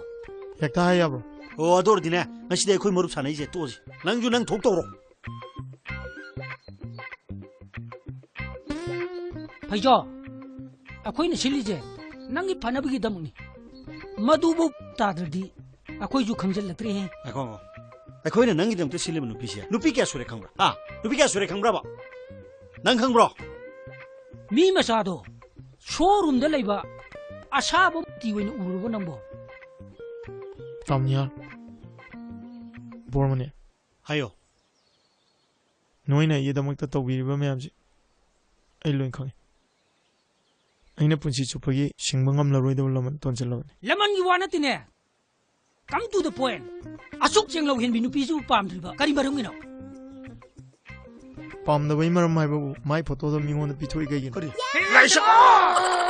Na samni na kabukang marahing mga aladana. 아마 방이 빰데 해봐 아마 방이 멋진 파이 아마 방이 부추대 나는 밤에 누피시 그러면 나시디 너로 챙어 나로 챙어 챙나요 Nga sige numito hayo. Hayo ba sungay. 야로 하요 거기는 시험지 능 빰데 힘들어 나시디 능 아빠면 다요 나 콧도 틸로 챙나요 그러나 나 콧도 틸로 봐 Hayo. Hujung hayo da bani. 하게 됩니 하이로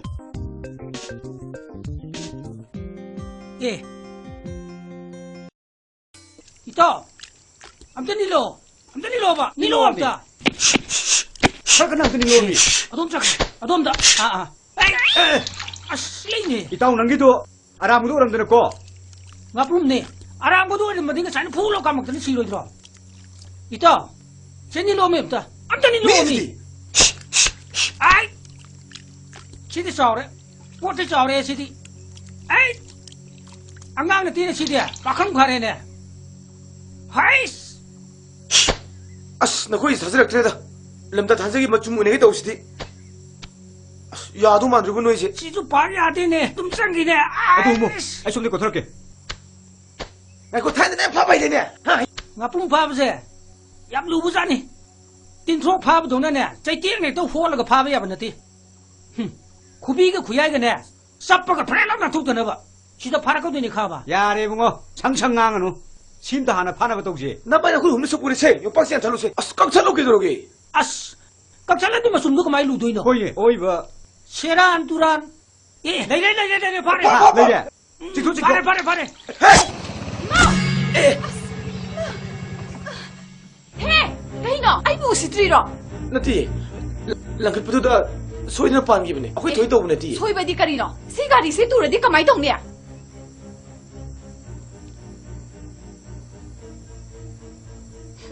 Angang sing na to ba di kaday no bu? ꯅꯣꯏ ꯆꯍꯤ ꯃꯇꯥꯡꯁꯤꯗ ꯈꯣꯡꯕꯥꯟ ꯂꯨꯄꯥꯟꯗ ꯀꯨꯝꯗꯅ ꯂꯩꯁꯦ ꯅꯃꯥꯏꯗꯣ ꯏꯀꯥꯏꯗ꯭ꯔꯣ ꯁꯨꯝ ꯉꯁꯤꯁꯦ ꯂꯝꯇꯥꯏ ꯊꯥꯡꯖꯅꯤ ꯉꯥꯄ꯭ꯔꯨꯝ ꯑꯃꯗꯪ ꯐꯥꯔꯒ ꯏꯔꯨꯖꯒꯦ ꯇꯧꯕꯅꯤ ꯑꯗꯣ ꯅꯪ ꯁꯥꯎꯔꯅꯨ ꯉꯥꯄ꯭ꯔꯨꯝꯗꯣ ꯅꯪ ꯄꯨꯖꯈ꯭ꯔꯣ ꯅꯣꯏ ꯉꯥꯄ꯭ꯔꯨꯝꯁꯤꯗꯤ ꯑꯩꯗꯤ ꯀꯩꯗꯧꯕꯩ ꯄꯨꯗꯣꯏꯅꯣ ꯍꯣꯔꯦꯟ ꯉꯥꯄ꯭ꯔꯨꯝ ꯃꯆꯨꯝꯗꯨ ꯂꯨꯍꯧꯔꯗꯤ ꯑꯃ ꯃꯊꯦꯡ ꯆꯠꯄꯗ ꯁꯔꯣꯏ ꯉꯥꯔꯣꯏꯅ ꯐꯥꯔꯁꯨ ꯐꯦꯠ ꯂꯥꯎ ꯅꯥꯟꯊꯣꯛꯅꯕꯅꯤꯅꯦ ꯑꯩꯗꯤ ꯑꯃ ꯃꯊꯦꯡꯗ ꯀꯩꯗꯧꯕꯩ ꯆꯠꯇꯣꯏꯅꯣ ꯑꯗꯨ ꯑꯣꯏꯔꯒꯅ ꯉꯥꯄ꯭ꯔꯨꯝꯗꯣ ꯅꯪ ꯂꯧꯔ ꯆꯥꯊꯣꯛꯑꯣ ꯌꯥꯝ ꯍꯥꯎꯕꯅꯤ ꯚꯤꯇꯥꯃꯤꯟꯒꯤ ꯌꯥꯝ ꯂꯩ ꯍꯥꯏꯕꯅꯤ ꯑꯗꯨꯒꯅꯦ ꯈꯣꯡꯒ꯭ꯂꯥꯏ ꯆꯨꯕꯒꯁꯨ ꯂꯣꯏ ꯐꯩ ꯍꯥꯏꯕꯅꯤ ꯐꯩ ꯍꯥꯏꯕꯅꯤ ꯑꯩꯗꯤ ꯈꯣꯡꯒꯨꯂꯥꯏ ꯆꯨꯗꯤꯌꯦ ꯈꯣꯡꯒꯨꯂꯥꯏ ꯆꯨꯕ ꯅꯣꯏ ꯆꯥꯎ ꯑꯣꯀꯦ ꯇꯥꯔꯦ ꯆꯠꯁꯤ ꯂꯥꯛꯑꯣ ꯀꯨꯏ ꯂꯩꯒꯨꯝꯁꯤ ꯂꯥꯛꯑꯣ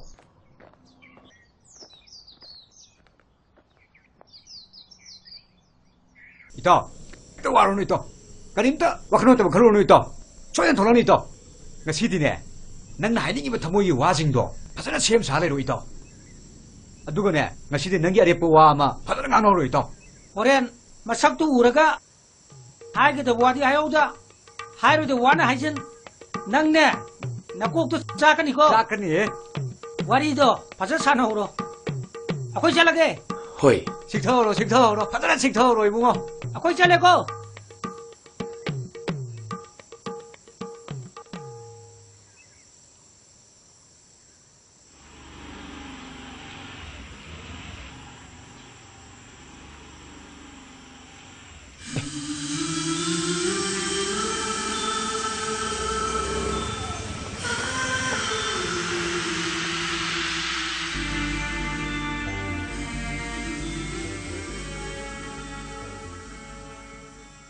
ꯅꯪ ꯉꯁꯤ ꯁꯨꯃꯥꯏꯅ ꯑꯩꯒꯤ ꯃꯥꯗ ꯂꯦꯞꯂꯔꯅꯤ ꯍꯥꯏꯕꯁꯦ ꯑꯩꯒꯤ ꯊꯥꯖꯕꯒꯤ ꯋꯥꯡꯃꯗꯅꯤ ꯅꯪ ꯎꯕꯁꯤ ꯊꯥꯒꯠꯈꯤꯗꯅ ꯋꯥꯔꯤꯁꯦ ꯀꯔꯝꯗ ꯍꯧꯗꯣꯏꯅꯣ ꯈꯪꯗ꯭ꯔꯦ ꯅꯪꯅ ꯉꯁꯤ ꯂꯩꯔꯝꯃꯤꯕ ꯃꯨꯠꯁꯤꯗꯤ ꯄꯨꯔꯥ ꯔꯣꯃꯥꯟꯇꯤꯛ ꯃꯨꯠꯅꯤꯅꯦ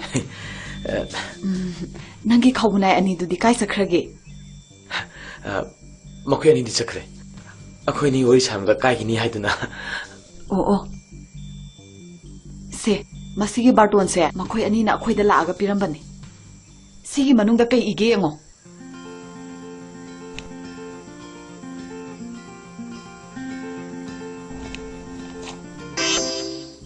ꯄꯨꯟꯁꯤ ꯂꯩ ꯄꯨꯟꯁꯤꯃꯤꯟꯅꯁꯤ ꯍꯥꯏꯗꯨꯅ ꯍꯥꯏꯖꯕ ꯆꯠꯂꯤꯕ ꯆꯩꯆꯠ ꯀꯥꯂꯦꯟꯒꯤ 12ꯅꯤ ꯄꯥꯟꯕ ꯌꯨꯝꯖꯀꯩꯁ ꯅꯨꯃꯤꯠꯀꯤ ꯑꯌꯨꯛ ꯄꯨꯡ 10 ꯇꯥꯕ ꯃꯇꯝꯗ ꯑꯩꯈꯣꯏꯒꯤ ꯃꯔꯨꯞ ꯑꯣꯏꯅꯥꯝ ꯍꯦꯃꯨꯒ ꯂꯝꯂꯦꯟ ꯂꯝꯗꯦꯡ ꯑꯋꯥꯡ ꯂꯩꯀꯥꯏꯗ ꯂꯩꯕ ꯀꯣꯟꯁꯝ ꯃꯥꯙꯣꯛꯀꯤ ꯃꯃꯣ ꯀꯨꯁꯨꯝꯒ ꯂꯣꯏꯅꯅ ꯄꯨꯟꯁꯤ ꯂꯩꯄꯨꯟ ꯁꯦꯝꯃꯤꯟꯅꯅꯕꯒꯤꯗꯃꯛ ꯈꯨꯟꯒꯤ ꯆꯤꯡꯌꯥꯗ ꯂꯩꯕ ꯍꯦꯟꯕꯝ ꯃꯈꯣꯡꯗ ꯀꯧꯊꯣꯛꯆꯔꯤ ꯅꯨꯃꯤꯠ ꯑꯁꯤꯗ ꯅꯤꯉꯣꯜ ꯃꯁꯥꯃꯛ ꯂꯦꯡꯕꯤꯔꯛꯇꯨꯅ ꯌꯨꯝꯕꯥ ꯂꯝꯕꯤꯗ ꯈꯣꯡꯗꯥꯅꯕꯒꯤꯗꯃꯛ ꯋꯥꯔꯦꯞꯅꯕꯤꯌꯨ ꯆꯦꯅ ꯂꯩꯔꯥꯡ ꯂꯩꯍꯨꯠ ꯁꯤꯜꯂꯒ ꯂꯩꯌꯦꯟꯖꯕꯒꯤꯗꯃꯛ ꯑꯌꯣꯟ ꯑꯔꯥꯟ ꯉꯥꯛꯄꯤꯒꯅꯤ ꯄꯥꯎꯖꯦꯟꯖꯔꯤꯕ ꯈꯣꯏꯗꯨꯝ ꯑꯃꯗꯤ ꯑꯪꯒꯣ 스쿨ꯒꯗꯤ ꯆꯨꯝꯃꯦꯀꯣ ꯉꯥꯏꯔꯒ ꯑꯃꯨꯛ ꯑꯣꯟꯅ ꯂꯩꯔꯝꯃꯗꯤ ꯃꯐꯝꯕꯨꯗꯤ ꯆꯨꯝꯃꯦ ꯑꯗꯨꯗ ꯆꯍꯤꯗꯣ Years no love and the year of age. ꯌꯥꯔꯦ ꯇꯥꯝꯅꯤꯍꯥꯔ ꯏꯪꯂꯤꯁꯇꯣ ꯃꯥꯜꯂꯤꯉꯩ ꯇꯣꯛꯍꯧꯔꯣ I agree. I waiting in this gate. ꯕꯥꯁ ꯑꯩꯗꯤ ꯕꯥꯁ ꯍꯥꯏꯔꯤꯁꯤꯅꯤꯀꯣ ꯑꯣꯁꯀꯥꯔ ꯗꯤꯛꯁꯅꯥꯔꯤꯗꯤ ꯌꯥꯎꯗꯕ ꯏꯪꯂꯤꯁ ꯃꯛꯇꯅꯤꯅꯦ ꯉꯥꯡꯅꯔꯤ ꯃꯌꯥꯝꯁꯦ ꯅꯪꯁꯨ ꯑꯣꯁꯀꯥꯔ ꯍꯥꯏꯒꯗꯕ ꯅꯠꯇꯦ ꯑꯣꯛꯁꯐꯣꯔꯗ ꯍꯥꯏꯒꯗꯕꯅꯤ ꯍꯣꯏꯁꯦ ꯑꯣꯛꯁꯐꯣꯔꯗ ꯑꯣꯏꯒꯦꯔꯥ ꯑꯣꯁꯀꯥꯔ ꯑꯣꯏꯒꯦꯔꯥ ꯑꯣꯏꯅꯤꯡꯕ ꯑꯃ ꯑꯣꯏꯔꯁꯨ ꯑꯩ ꯊꯣꯔꯦ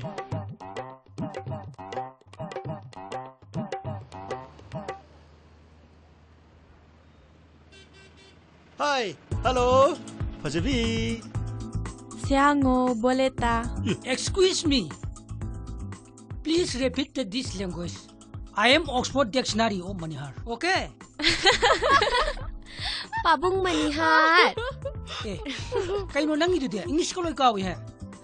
Shanja, ay ngarang application nama sum thasan gibdubo. Madaw kamay daw rake.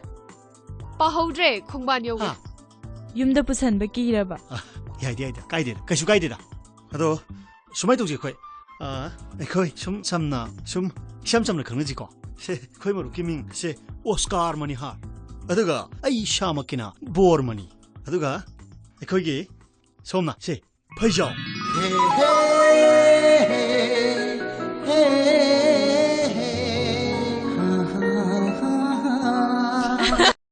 मदो नकोई में हम संगना याना नव थीम दबया दबनी को Oh, Babung. 바보 마기 지부 메디켄 프로블em 거 레이브라 얘라 레이라 모이드는 쇼 난 그러더나 떼고나 깜찍이 해라면 이거나 자자 시까지 쇼리게 시까지 쇼리게 해봐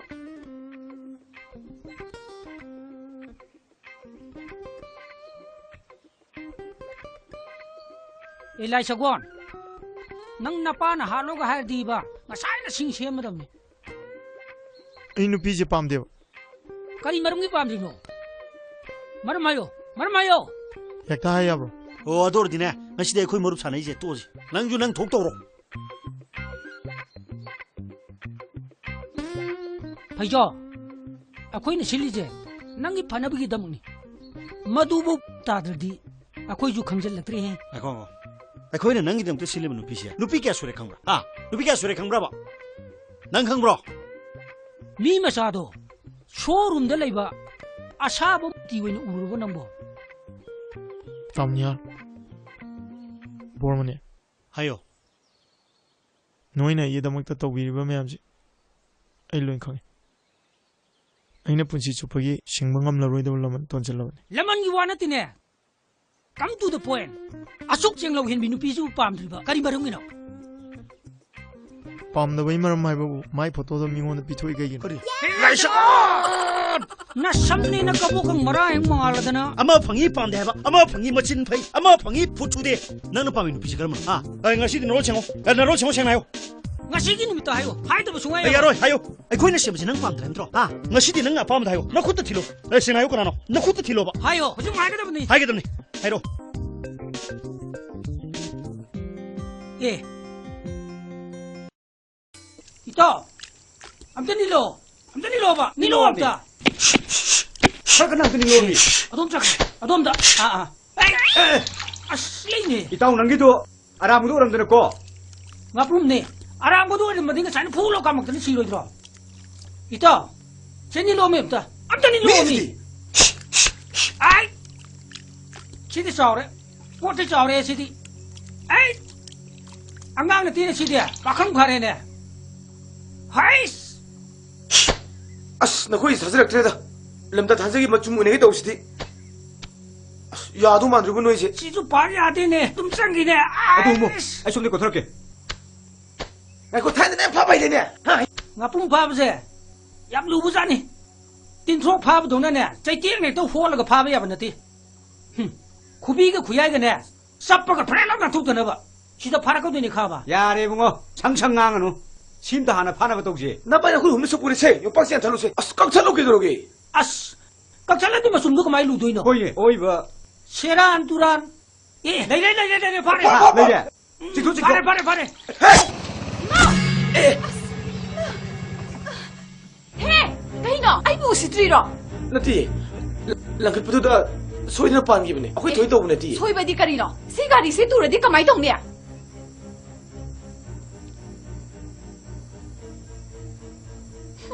ꯑꯉꯥꯡꯁꯤꯡꯅ ꯇꯧꯕꯗꯤ ꯀꯗꯥꯏꯅꯣꯕꯨ ꯅꯣꯏ ꯆꯍꯤ ꯃꯇꯥꯡꯁꯤꯗ ꯈꯣꯡꯕꯥꯟ ꯂꯨꯄꯥꯟꯗ ꯀꯨꯝꯗꯅ ꯂꯩꯁꯦ ꯅꯃꯥꯏꯗꯣ ꯏꯀꯥꯏꯗ꯭ꯔꯣ som ngasi namdai thangjini ngapum mamdang bharaga iru jagi tawni ado nang sarono ngapum do nang pujagro E ꯅꯣꯏ ꯉꯥꯄ꯭ꯔꯨꯝꯁꯤꯗꯤ ꯑꯩꯗꯤ ꯀꯩꯗꯧꯕꯩ ꯄꯨꯗꯣꯏꯅꯣ oren ngapum ma chumdu luhoradi amma matheng chatpada charoi ngaroi ne pharsu phel law nan thongdamni ne ꯑꯩꯗꯤ ꯑꯃ ꯃꯊꯦꯡꯗ ꯀꯩꯗꯧꯕꯩ ꯆꯠꯇꯣꯏꯅꯣ adu oiragana ngapum do nang lawna chathu yam hawbuni vitamin gi yam lei haibani aduga ne khonglai chu buga sulai phai haibani 페이 하이브니 ꯑꯩꯗꯤ ꯈꯣꯡꯒꯨꯂꯥꯏ ꯆꯨꯗꯤꯌꯦ ꯈꯣꯡꯒꯨꯂꯥꯏ ꯆꯨꯕ ꯅꯣꯏ ꯆꯥꯎ 오케이 따래 자실어 구일리 금실어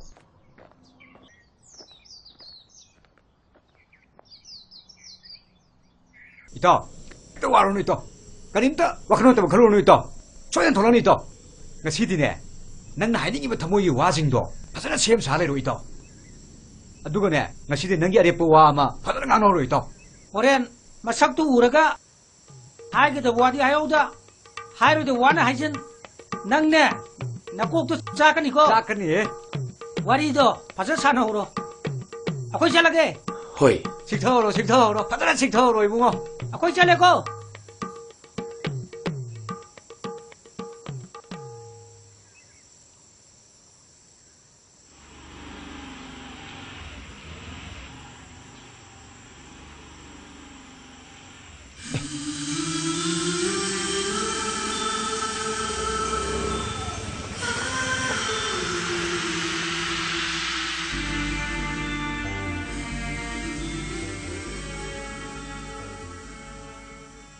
ꯅꯪ ꯉꯁꯤ ꯁꯨꯃꯥꯏꯅ ꯑꯩꯒꯤ ꯃꯥꯗ ꯂꯦꯞꯂꯔꯅꯤ ꯍꯥꯏꯕꯁꯦ ꯑꯩ ꯊꯥꯖꯕꯒꯤ ꯋꯥꯡꯃꯗꯅꯤ ꯅꯪ ꯎꯕꯁꯤ ꯊꯥꯒꯠꯈꯤꯗꯅ ꯋꯥꯔꯤꯁꯦ ꯀꯔꯝꯗ ꯍꯧꯗꯣꯏꯅꯣ ꯈꯪꯗ꯭ꯔꯦ ꯅꯪꯅ ꯉꯁꯤ ꯂꯩꯔꯝꯃꯤꯕ ꯃꯨꯠꯁꯤꯗꯤ ꯄꯨꯔꯥ ꯔꯣꯃꯥꯟꯇꯤꯛ ꯃꯨꯠꯅꯤꯅꯦ ꯅꯪꯒꯤ ꯈꯧꯕꯅꯥꯏ ꯑꯅꯤꯗꯨꯗꯤ ꯀꯥꯏ ꯆꯠꯈ꯭ꯔꯒꯦ ꯃꯈꯣꯏ ꯑꯅꯤꯗꯤ ꯆꯠꯈ꯭ꯔꯦ ꯑꯩꯈꯣꯏ ꯑꯅꯤ ꯋꯥꯔꯤ ꯁꯥꯟꯅꯕꯗ ꯀꯥꯏꯒꯤꯅꯤ ꯍꯥꯏꯗꯨꯅ ꯑꯣ ꯁꯦ ꯃꯁꯤꯒꯤ ꯕꯥꯔꯇꯣꯟꯁꯦ ꯃꯈꯣꯏ ꯑꯅꯤꯅ ꯑꯩꯈꯣꯏꯗ ꯂꯥꯛꯑꯒ ꯄꯤꯔꯝꯕꯅꯤ ꯁꯤꯒꯤ ꯃꯅꯨꯡꯗ ꯀꯩ ꯏꯒꯦ ꯌꯦꯡꯉꯣ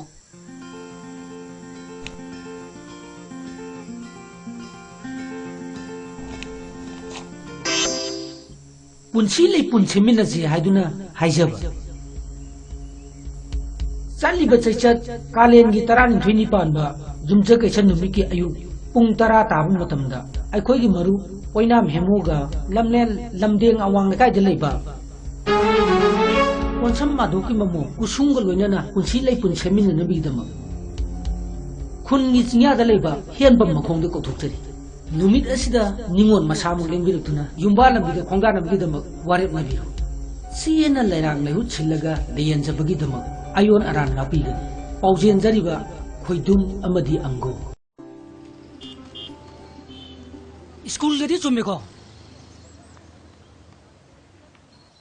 ꯉꯥꯏꯔꯒ ꯑꯃꯨꯛ ꯑꯣꯟꯅ ꯂꯩꯔꯝꯃꯗꯤ ꯃꯐꯝꯕꯨꯗꯤ ꯆꯨꯝꯃꯦ ꯑꯗꯨꯗ ꯆꯍꯤꯗꯣ Dear's no love in the year of age. ꯌꯥꯔꯦ ꯇꯥꯝꯅꯤꯍꯥꯔ ꯏꯪꯂꯤꯁꯇꯣ ꯃꯥꯜꯂꯤꯉꯩ ꯇꯣꯛꯍꯧꯔꯣ I agree. I waiting in this gate. Boss! ꯑꯩꯗꯤ ꯕꯥ ꯍꯥꯏꯔꯤꯁꯤꯅꯤꯀꯣ ꯑꯣꯁꯀꯥꯔ ꯗꯤꯛꯁꯅꯥꯔꯤꯗ ꯌꯥꯎꯗꯕ ꯏꯪꯂꯤꯁ ꯃꯛꯇꯅꯤꯅꯦ ꯉꯥꯡꯅꯔꯤ ꯃꯌꯥꯝꯁꯦ ꯅꯪꯁꯨ ꯑꯣꯁꯀꯥꯔ ꯍꯥꯏꯒꯗꯕ ꯅꯠꯇꯦ ꯑꯣꯛꯁꯐꯣꯔꯗ ꯍꯥꯏꯒꯗꯕꯅꯤ ꯃꯣꯏꯁꯦ ꯑꯣꯛꯁꯐꯣꯔꯗ ꯑꯣꯏꯒꯦꯔꯥ ꯑꯣꯁꯀꯥꯔ ꯑꯣꯏꯒꯦꯔꯥ ꯑꯣꯏꯅꯤꯡꯕ ꯑꯃ ꯑꯣꯏꯔꯅꯤꯒꯨꯁꯦ ꯊꯣꯔꯦ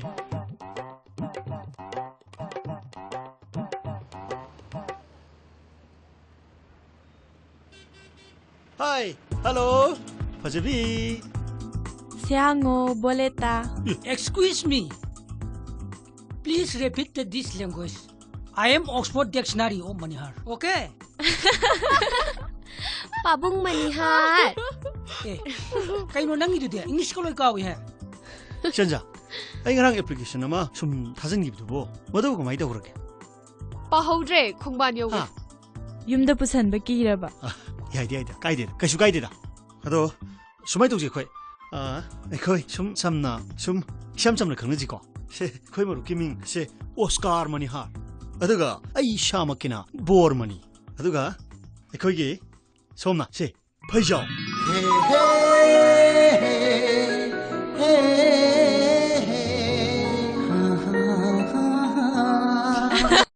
ꯃꯗꯣ ꯅꯈꯣꯏ ꯃꯌꯥꯝ ꯆꯪꯗꯅ ꯌꯥꯅꯅꯕ ꯊꯦꯝꯗꯕ ꯌꯥꯗꯕꯅꯤꯀꯣ ꯑꯧ ꯄꯥꯕꯨꯡ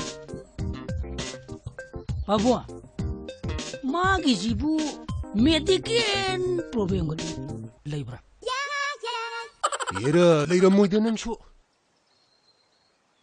ꯅꯪ ꯈꯔꯗ ꯅꯠꯇꯦꯀꯣ ꯅꯪ ꯌꯥꯝ ꯊꯤ ꯌꯦꯜꯂꯝꯅꯤꯀꯣ ꯅꯪ ꯁꯦ ꯁꯤ ꯀꯩ ꯁꯣꯏꯔꯤꯒꯦ ꯁꯤ ꯀꯩ ꯁꯣꯏꯔꯤꯒꯦꯕ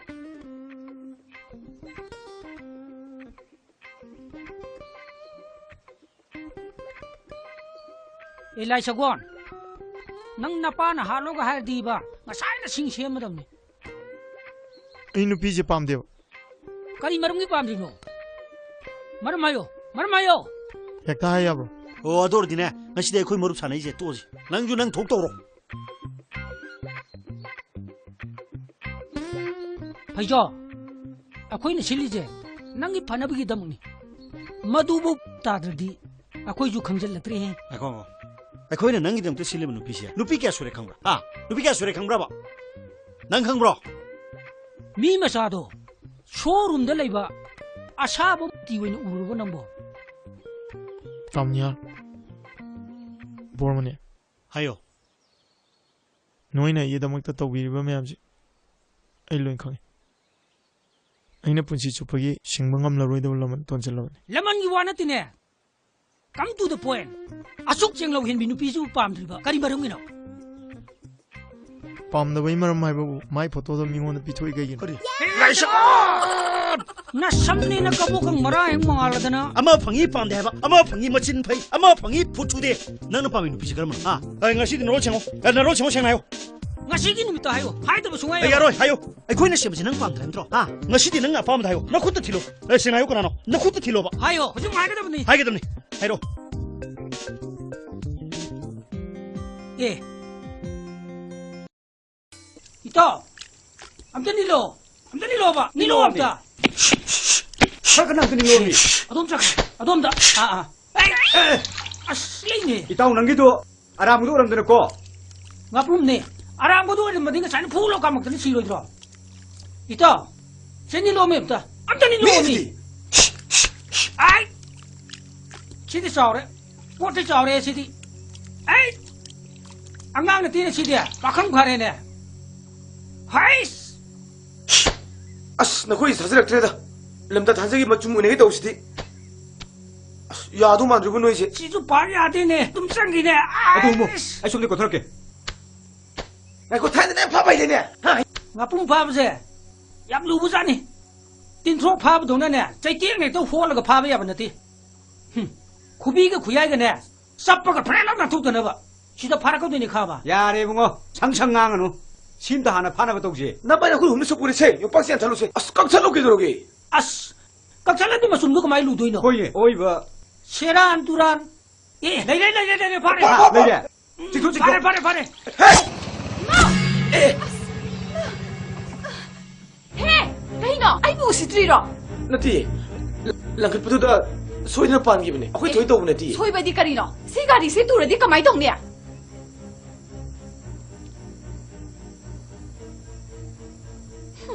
Angangsingna tawbadi kadai nobu. Noi chahi matang sida pungba lupanda kumdana laise. Namai do ikai dro. som ngasi je namdai thang jini ngapum mamdang pharaga iru jagi to buni ado nang saro no ngapum do nang pujagro Noi ngaprum sidi ai di kai do bai pudoino. oren ngapum ma chumdu lu horadi amam ma theng chatpada charoi ngaroi ne pharsu phelau nan thong damni ne Ai di ama matheng da kai do bai chatoino. adu oragana ngapum do nang lawra chathu yam hawbuni vitamin gi yam lei haibani adu ga ne khonglai chu buga sulai phai haibani Hay hay bni. Ai di khonglai chu di ye. Khonglai chu ba noi chao. Okay tare. Tasilo. Kuili gum silo.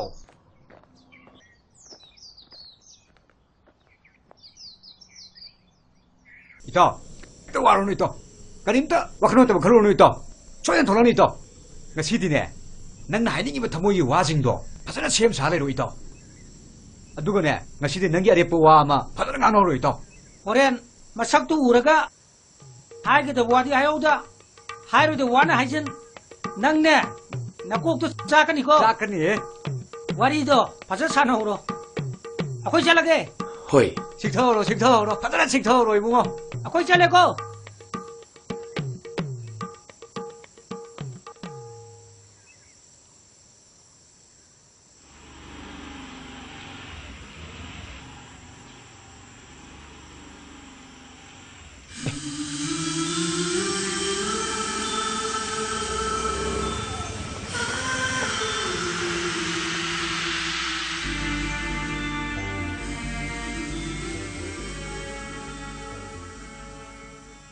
nang ngasi sumaina ai ma da leble ne habse ai thaja bai wang mudane nang usi thagat kidna wari se kom da hoduna khandre Nang na ngasi leiramiba mood sidi pura romantic mood ni ne. Nangi khawbunai ani dudi kai sakrage. makhoi ani di chakre akhoi ni wari samga kai gi ni haiduna Oh. Se, masigi barton se makhoi ani na akhoi da laaga pirambani. Sigi manungda kai ige ngo.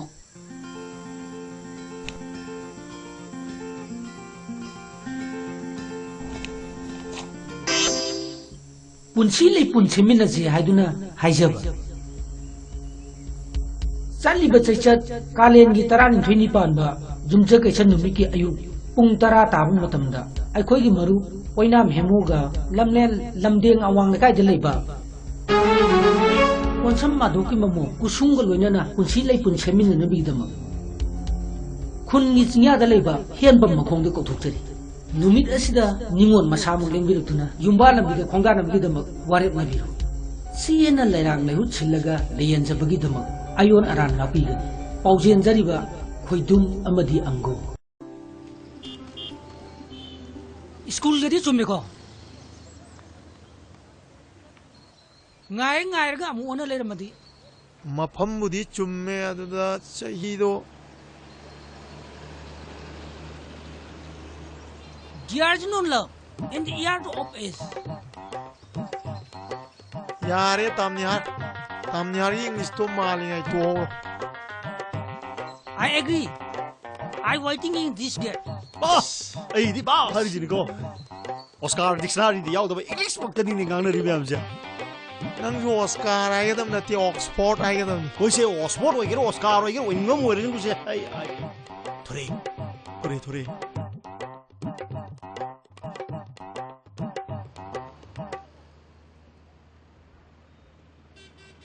Hi, hello, Fajabi.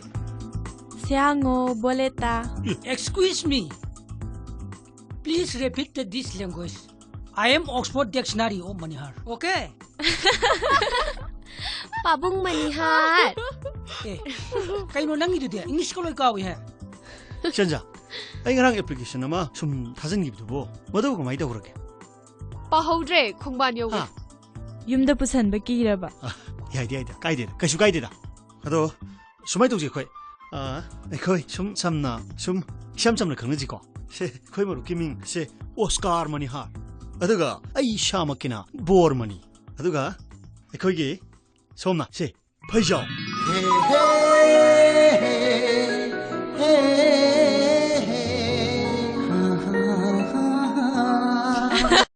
ꯃꯗꯣ ꯅꯈꯣꯏ ꯃꯌꯥꯝ ꯆꯪꯗꯅ ꯌꯥꯅꯅꯕ ꯊꯦꯝꯗꯕ ꯌꯥꯗꯕꯅꯤꯀꯣ ꯑꯧ ꯄꯥꯕꯨꯡ ꯄꯥꯕꯨꯡ ꯃꯥꯒꯤꯁꯤꯕꯨ medical ꯄ꯭ꯔꯣꯕ꯭ꯂꯦꯝꯒ ꯂꯩꯕ꯭ꯔꯥ year ꯂꯩꯔꯝꯃꯣꯏꯗ ꯅꯪꯁꯨ ꯅꯪ ꯈꯔꯗ ꯅꯠꯇꯦꯀꯣ ꯅꯪ ꯌꯥꯝ ꯊꯤ ꯌꯦꯜꯂꯝꯅꯤꯀꯣ ꯅꯪ ꯁꯦ ꯁꯤ ꯀꯩ ꯁꯣꯏꯔꯤꯒꯦ ꯍꯥ ꯁꯤ ꯀꯩ ꯁꯣꯏꯔꯤꯒꯦꯕ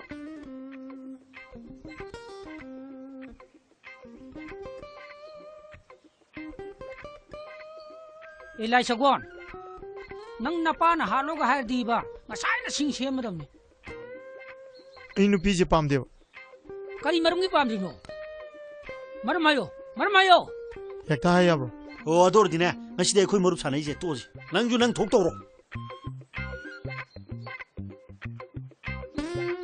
phaijo akoina silije nangi phanabigi damni madubu tadradi akoiju khangjallatri he ꯑꯩꯈꯣ ꯑꯩꯈꯣꯏꯅ ꯅꯪꯒꯤꯗꯃꯛꯇ ꯁꯤꯜꯂꯤꯕ ꯅꯨꯄꯤꯁꯦ ꯅꯨꯄꯤ ꯀꯌꯥ ꯁꯨꯔꯦ ꯈꯪꯕ꯭ꯔꯥ ꯅꯨꯄꯤ ꯀꯌꯥ ꯁꯨꯔꯦ ꯈꯪꯕ꯭ꯔꯥꯕ ꯅꯪ ꯈꯪꯕ꯭ꯔꯣ mi masado showroom da leiba asaba ti wena uruba nambo ꯇꯥꯝꯅꯤꯍꯥꯔ ꯕꯣꯔꯃꯅꯤ ꯍꯥꯏꯌꯣ ꯅꯣꯏꯅ ꯑꯩꯒꯤꯗꯃꯛꯇ ꯇꯧꯕꯤꯔꯤꯕ ꯃꯌꯥꯝꯁꯦ ꯑꯩ ꯂꯣꯏ ꯈꯪꯉꯤ ꯑꯩꯅ ꯄꯨꯟꯁꯤ ꯆꯨꯞꯄꯒꯤ ꯁꯤꯡꯕ ꯉꯝꯂꯔꯣꯏꯗꯕ ꯂꯃꯟ ꯇꯣꯟꯖꯜꯂꯕꯅꯤ lamangi wanatine come to the point asuk chenglo hinbi nupi ju pamdriba kari marungino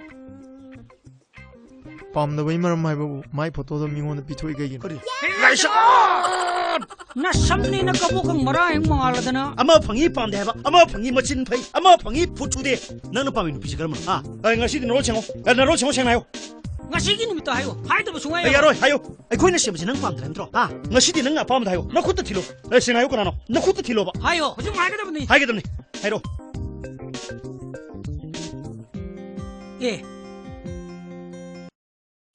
ito amta nilo ba nilo amta Sakana kini lomi.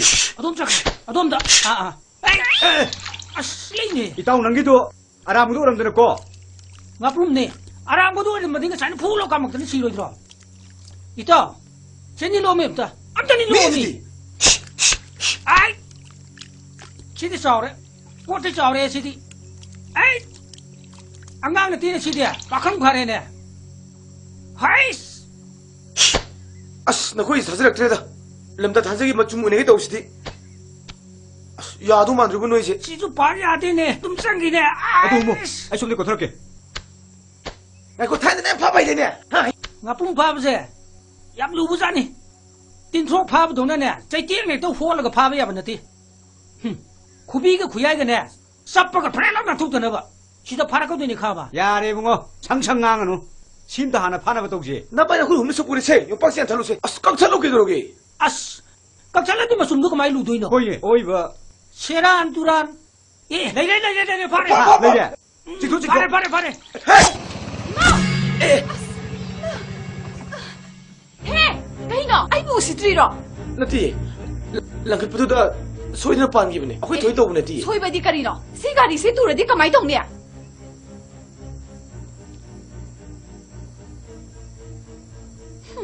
ꯑꯉꯥꯡꯁꯤꯡꯅ ꯇꯧꯕꯗꯤ ꯀꯗꯥꯏꯅꯣꯕꯨ ꯅꯣꯏ ꯆꯍꯤ ꯃꯇꯥꯡꯁꯤꯗ ꯈꯣꯡꯕꯥꯟ ꯂꯨꯄꯥꯟꯗ ꯀꯨꯝꯗꯅ ꯂꯩꯁꯦ ꯅꯃꯥꯏꯗꯣ ꯏꯀꯥꯏꯗ꯭ꯔꯣ ꯁꯣꯝ ꯉꯁꯤꯁꯦ ꯂꯝꯇꯥꯏ ꯊꯥꯡꯖꯅꯤ ꯉꯥꯄ꯭ꯔꯨꯝ ꯑꯃꯗꯪ ꯐꯥꯔꯒ ꯏꯔꯨꯖꯒꯦ ꯇꯧꯕꯅꯤ ꯑꯗꯣ ꯅꯪ ꯁꯥꯎꯔꯅꯨ ꯉꯥꯄ꯭ꯔꯨꯝꯗꯣ ꯅꯪ ꯄꯨꯖꯈ꯭ꯔꯣ ꯏ ꯅꯣꯏ ꯉꯥꯄ꯭ꯔꯨꯝꯁꯤꯗꯤ ꯑꯩꯗꯤ ꯀꯩꯗꯧꯕꯩ ꯄꯨꯗꯣꯏꯅꯣ ꯍꯣꯔꯦꯟ ꯉꯥꯄ꯭ꯔꯨꯝ ꯃꯆꯨꯝꯗꯨ ꯂꯨꯍꯧꯔꯗꯤ ꯑꯃ ꯃꯊꯦꯡ ꯆꯠꯄꯗ ꯁꯔꯣꯏ ꯉꯥꯔꯣꯏꯅ ꯐꯥꯔꯁꯨ ꯐꯦꯠ ꯂꯥꯎ ꯅꯥꯟꯊꯣꯛꯅꯕꯅꯤꯅꯦ ꯑꯩꯗꯤ ꯑꯃ ꯃꯊꯦꯡꯗ ꯀꯩꯗꯧꯕꯩ ꯆꯠꯇꯣꯏꯅꯣ ꯑꯗꯨ ꯑꯣꯏꯔꯒꯅ ꯉꯥꯄ꯭ꯔꯨꯝꯗꯣ ꯅꯪ ꯂꯧꯅ ꯆꯥꯊꯣꯛꯑꯣ ꯌꯥꯝ ꯍꯥꯎꯕꯅꯤ ꯚꯤꯇꯥꯃꯤꯟꯒꯤ ꯌꯥꯝ ꯂꯩ ꯍꯥꯏꯕꯅꯤ ꯑꯗꯨꯒꯅꯦ ꯈꯣꯡꯒ꯭ꯂꯥꯏ ꯆꯨꯕꯒꯁꯨ ꯂꯣꯏ ꯐꯩ ꯍꯥꯏꯕꯅꯤ ꯐꯩ ꯍꯥꯏꯕꯅꯤ ꯑꯩꯗꯤ ꯈꯣꯡꯒꯨꯂꯥꯏ ꯆꯨꯗꯤꯌꯦ ꯈꯣꯡꯒꯨꯂꯥꯏ ꯆꯨꯕ ꯅꯣꯏ ꯆꯥꯎ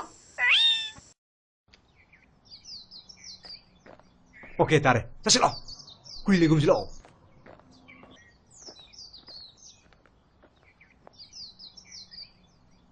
ꯏꯇꯥꯎ ꯋꯥꯔꯨꯅꯨ ꯏꯇꯥꯎ ꯀꯔꯤꯝꯇ ꯋꯥꯈꯜ ꯅꯠꯇꯕ ꯈꯜꯂꯨꯅꯨ ꯏꯇꯥꯎ ꯁꯣꯏꯗꯅ ꯊꯣꯛꯂꯛꯅꯤ ꯏꯇꯥꯎ ꯉꯁꯤꯗꯤꯅꯦ ꯅꯪꯅ ꯍꯥꯏꯅꯤꯡꯉꯤꯕ ꯊꯃꯣꯏꯒꯤ ꯋꯥꯁꯤꯡꯗꯣ ꯐꯖꯅ ꯁꯦꯝ ꯁꯥ ꯂꯩꯔꯣ ꯏꯇꯥꯎ ꯑꯗꯨꯒꯅꯦ ꯉꯁꯤꯗꯤ ꯅꯪꯒꯤ ꯑꯔꯦꯞꯄ ꯋꯥ ꯑꯃ ꯐꯖꯅ ꯉꯥꯡꯅꯧꯔꯣ ꯏꯇꯥꯎ ꯍꯣꯔꯦꯟ ꯃꯁꯛꯇꯨ ꯎꯔꯒ ꯍꯥꯏꯒꯗꯕ ꯋꯥꯗꯤ ꯍꯥꯏꯍꯧꯗ ꯍꯥꯏꯔꯣꯏꯗꯕ ꯋꯥꯅ ꯍꯥꯏꯖꯤꯟ ꯅꯪꯅꯦ ꯅꯀꯣꯛꯇꯣ ꯆꯥꯛꯀꯅꯤꯀꯣ ꯆꯥꯛꯀꯅꯤꯍꯦ ꯋꯥꯔꯤꯗꯣ ꯐꯖꯅ ꯁꯥꯟꯅꯍꯧꯔꯣ ꯑꯩꯈꯣꯏ ꯆꯠꯂꯒꯦ ꯍꯣꯏ ꯁꯤꯛꯊꯍꯧꯔꯣ ꯐꯖꯅ ꯁꯤꯛꯊꯍꯧꯔꯣ ꯏꯕꯨꯡꯉꯣ ꯑꯩꯈꯣꯏ ꯆꯠꯂꯦꯀꯣ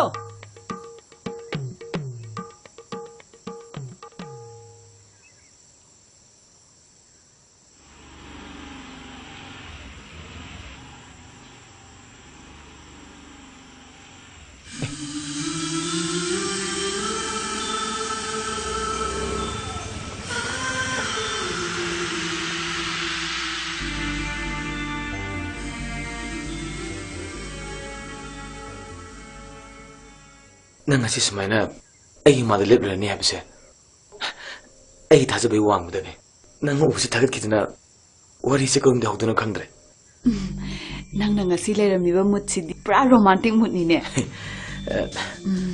ꯅꯪꯒꯤ ꯈꯧꯕꯅꯥꯏ ꯑꯅꯤꯗꯨꯗꯤ ꯀꯥꯏ ꯆꯠꯈ꯭ꯔꯒꯦ ꯃꯈꯣꯏ ꯑꯅꯤꯗꯤ ꯆꯠꯈ꯭ꯔꯦ ꯑꯩꯈꯣꯏꯅꯤ ꯋꯥꯔꯤ ꯁꯥꯟꯅꯕ ꯀꯥꯏꯒꯤꯅꯤ ꯍꯥꯏꯗꯨꯅ ꯑꯣ ꯁꯦ ꯃꯁꯤꯒꯤ ꯕꯥꯔꯇꯣꯟꯁꯦ ꯃꯈꯣꯏ ꯑꯅꯤꯅ ꯑꯩꯈꯣꯏꯗ ꯂꯥꯛꯑꯒ ꯄꯤꯔꯝꯕꯅꯤ ꯁꯤꯒꯤ ꯃꯅꯨꯡꯗ ꯀꯩ ꯏꯒꯦ ꯌꯦꯡꯉꯣ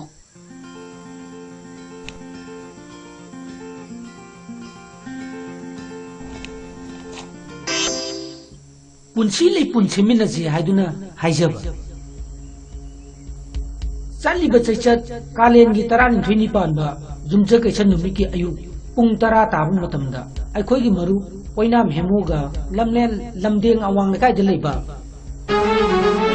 ꯀꯣꯟꯁꯝ ꯃꯥꯙꯣꯛꯀꯤ ꯃꯃꯣ ꯀꯨꯁꯨꯝꯒ ꯂꯣꯏꯅꯅ ꯄꯨꯟꯁꯤ ꯂꯩꯄꯨꯟ ꯁꯦꯝꯃꯤꯟꯅꯅꯕꯒꯤꯗꯃꯛ ꯈꯨꯟꯒꯤ ꯆꯤꯡꯌꯥꯗ ꯂꯩꯕ ꯍꯦꯟꯕꯝ ꯃꯈꯣꯡꯗ ꯀꯧꯊꯣꯛꯆꯔꯤ ꯅꯨꯃꯤꯠ ꯑꯁꯤꯗ ꯅꯤꯉꯣꯜ ꯃꯁꯥꯃꯛ ꯂꯦꯡꯕꯤꯔꯛꯇꯨꯅ ꯌꯨꯝꯕꯥꯟꯅꯕꯤꯒ ꯈꯣꯡꯗꯥꯅꯕꯒꯤꯗꯃꯛ ꯋꯥꯔꯦꯞꯅꯕꯤꯌꯨ ꯆꯦꯅ ꯂꯩꯔꯥꯡ ꯂꯩꯍꯨꯠ ꯁꯤꯜꯂꯒ ꯂꯩꯌꯦꯟꯖꯕꯒꯤꯗꯃꯛ ꯑꯌꯣꯟ ꯑꯔꯥꯟ ꯉꯥꯛꯄꯤꯒꯅꯤ ꯄꯥꯎꯖꯦꯟꯖꯔꯤꯕ ꯈꯣꯏꯗꯨꯝ ꯑꯃꯗꯤ ꯑꯪꯒꯣ ꯁ꯭ꯀꯨꯜꯗꯗꯤ ꯆꯨꯝꯃꯦꯀꯣ ꯉꯥꯏꯔꯒ ꯑꯃꯨꯛ ꯑꯣꯟꯅ ꯂꯩꯔꯝꯃꯗꯤ ꯃꯐꯝꯕꯨꯗꯤ ꯆꯨꯝꯃꯦ ꯑꯗꯨꯗ ꯆꯍꯤꯗꯣ Dears no love, in the year of age. ꯌꯥꯔꯦ ꯇꯥꯝꯅꯤꯍꯥꯔ ꯏꯪꯂꯤꯁꯇꯣ ꯃꯥꯜꯂꯤꯉꯩ ꯇꯣꯛꯍꯧꯔꯣ I agree. I waiting in this gate. ꯕꯥꯁ ꯑꯩꯗꯤ ꯕꯥ ꯍꯥꯏꯔꯤꯁꯤꯅꯤꯀꯣ ꯑꯣꯁꯀꯥꯔ ꯗꯤꯛꯁꯅꯥꯔꯤꯗ ꯌꯥꯎꯗꯕ ꯏꯪꯂꯤꯁ ꯃꯛꯇꯅꯤꯅꯦ ꯉꯥꯡꯅꯔꯤ ꯃꯌꯥꯝꯁꯦ ꯅꯪꯁꯨ ꯑꯣꯁꯀꯥꯔ ꯍꯥꯏꯒꯗꯕ ꯅꯠꯇꯦ ꯑꯣꯛꯁꯐꯣꯔꯗ ꯍꯥꯏꯒꯗꯕꯅꯤ ꯃꯣꯏꯁꯦ ꯑꯣꯛꯁꯐꯣꯔꯗ ꯑꯣꯏꯒꯦꯔꯥ ꯑꯣꯁꯀꯥꯔ ꯑꯣꯏꯒꯦꯔꯥ ꯑꯣꯏꯅꯤꯡꯕ ꯑꯃ ꯑꯣꯏꯔꯒꯅꯨꯁꯦ ꯊꯣꯔꯦ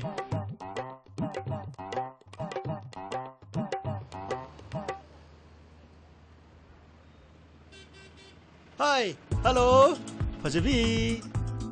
Siango, boleta. Excuse me. Please repeat this language. I am Oxford Dictionary of Manihar. Okay? Pabung Manihar. Eh, kaino nang idu dia? English ko loy kawi ha. Shanja, ay ngarang application nama sum thajangibdubo. Madaw kamai tawrage. Pahodre khongban yogi. Ha. Yumda pusanba kiraba. Yaida, kaideda. Kaisu kaideda. Ado sumai tawje khoi. Akhoi sum samna sum samna khangnaji ko.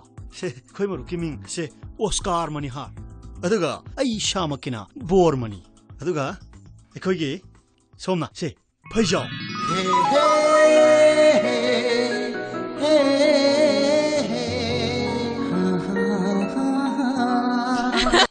mado na koi mi am sang dana yana na thiam da ya da bani ko Au babu.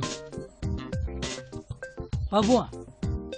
Magi jibu medical problem ko labra.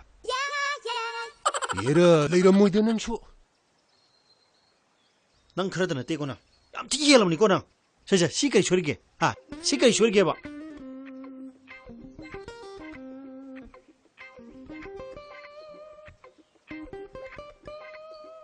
Elai Sagon. Nang napa na halo ka hai di ba? Ngasai na sing siyam madam ni.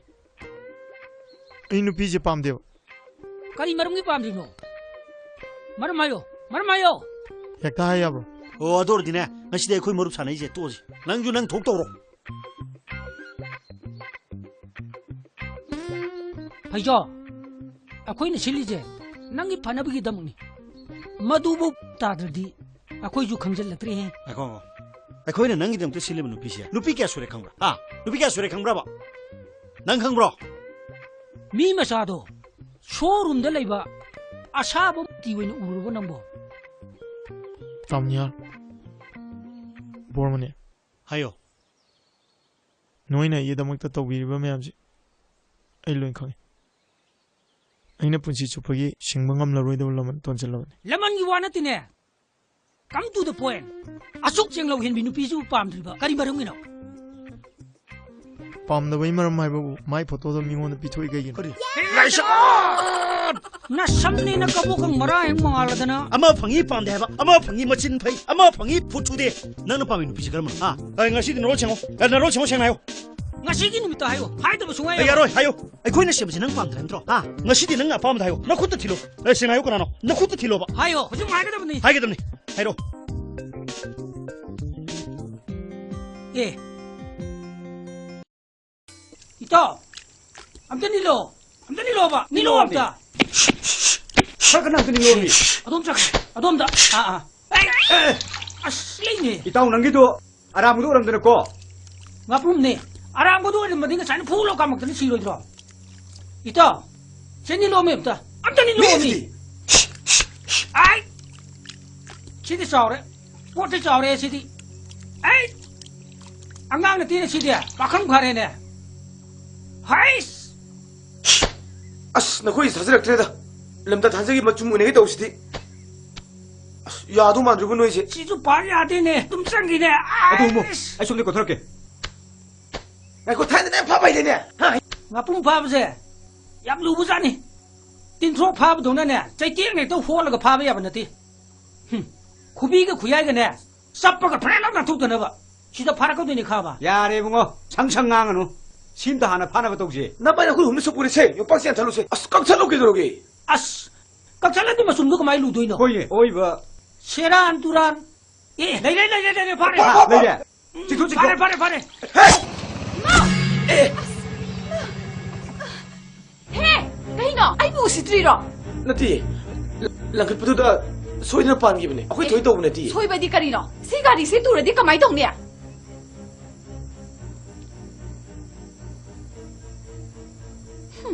Angangsing na tawbadi kaday nobu.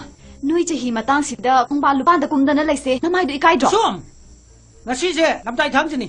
Ngapum mamdang pharaga iru jagi to buni. Ado nang saro no. Ngapum do nang pujagro. Nui nga prum sidi ay di kay doboy pudoy no. Oren ngapum ma chumdul horadi ambam ma theng chatpada charoi ngaroi ne pharsu. Phelang nan thong damni ne. Ay di ama mateng da kay doboy chatoy no. Adu oiragana ngapum do nang lawra chathu. Yam hawbuni. Vitamin gi yam lai haibani. Adu ga ne. Khonglai chu buga sulai phai haibani. 하이 하이브니. Ay di kung gulay chu di ye. Kung gulay chu ba nui chao. 오케이 따래. 자실어. 구일리 금실어.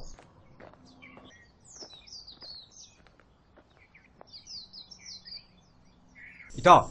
또 와로는 있다. 가림다. 와크노 때문에 걸어오는 있다. 초연 돌아는 있다. 그 시디네. 난 나이닝이부터 모이 와징도. 파서나 시험 잘해로 있다. 누구네. 나 시디 능기 아래 뿌와 아마 파서나 안 오로 있다. Oren masak tu uraga 하이게도 와디 하여우다 하이로도 와나 하이진 낭네 나꼭도 짜까니고 짜까니 와리도 파자 사나오로 아코이 잘라게 Hoi, 식터로 파자나 식터로 이붕어 아코이 잘래고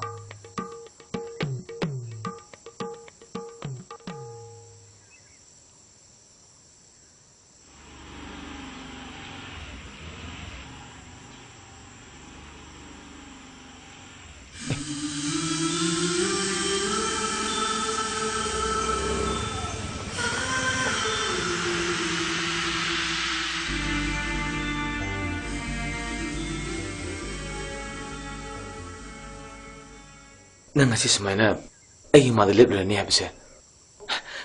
Ai thaja be wang mudane. Nang ubusi thagat kidna wari se kom de hokduna khandre.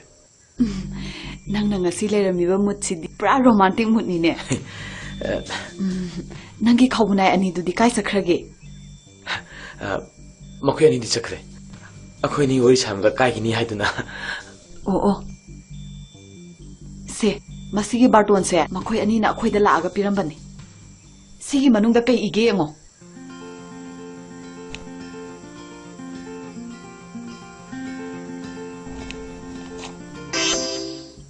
punsi le punsi minaji haiduna haijaba chaliba chaichat kalen gi tarani thini panba jumcha kaisan numiki ayu pung tara tabung matamda aikhoi gi maru oinam hemoga lamlen lamdeng awang lekai de leiba konsam maduki mamu kusunga loinana punsi le punsi minna bidama khun gi chinya da leiba hianbam makhong de kothukchari numit asida ningon masamu lengbirutuna yumba lambiga khonga namgi damak waret nabiru siena lairang lehu chillaga leyen jabagi damak ayon aran lapiga paujen jariba khoidum amadi ango school gadi chumme ko ngai ga amu ona leiramadi mafambudi chumme aduda chahido Gears non love in the yard of is yare tamnyar English to mali ai to I agree I waiting in this gate boss ai di ba hari jini ko Oscar dictionary di yaw da English maktani ni ngang na ri byam ja nang jo Oscar ai gadam na ti Oxford ai gadam koi se Oxford oi gero Oscar oi gero ingam oi rin ku se ai thore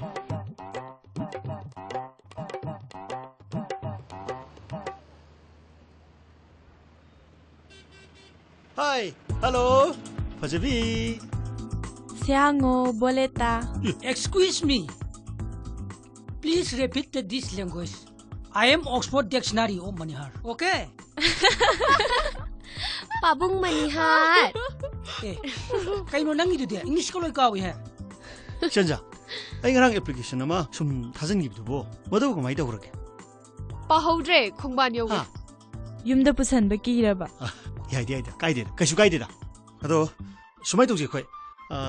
Khoi sum samna sum samna khangji ko. Se khoi maru kiming se Oscar Manihar. Aduga ai shamakina bor mani. Aduga khoi gi somna se phaijao.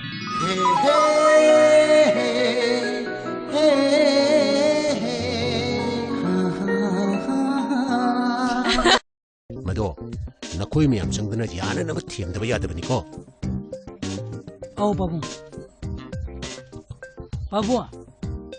magi jibu medical problem gadi laibra Yera, leira moida nangsu. Nang khradana te ko na. Yam ti yelam ni ko na. Sa sikai chorige. Ha, sikai chorige ba.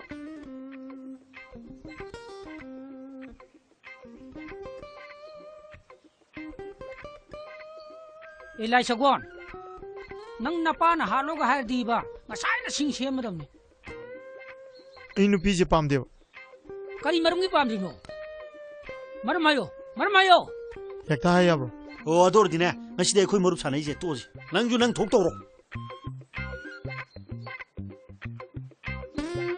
Phaijo akhoi na sili je nangi phanabgi damni madubu tadrdi akhoi ju khamjal latri he Ako.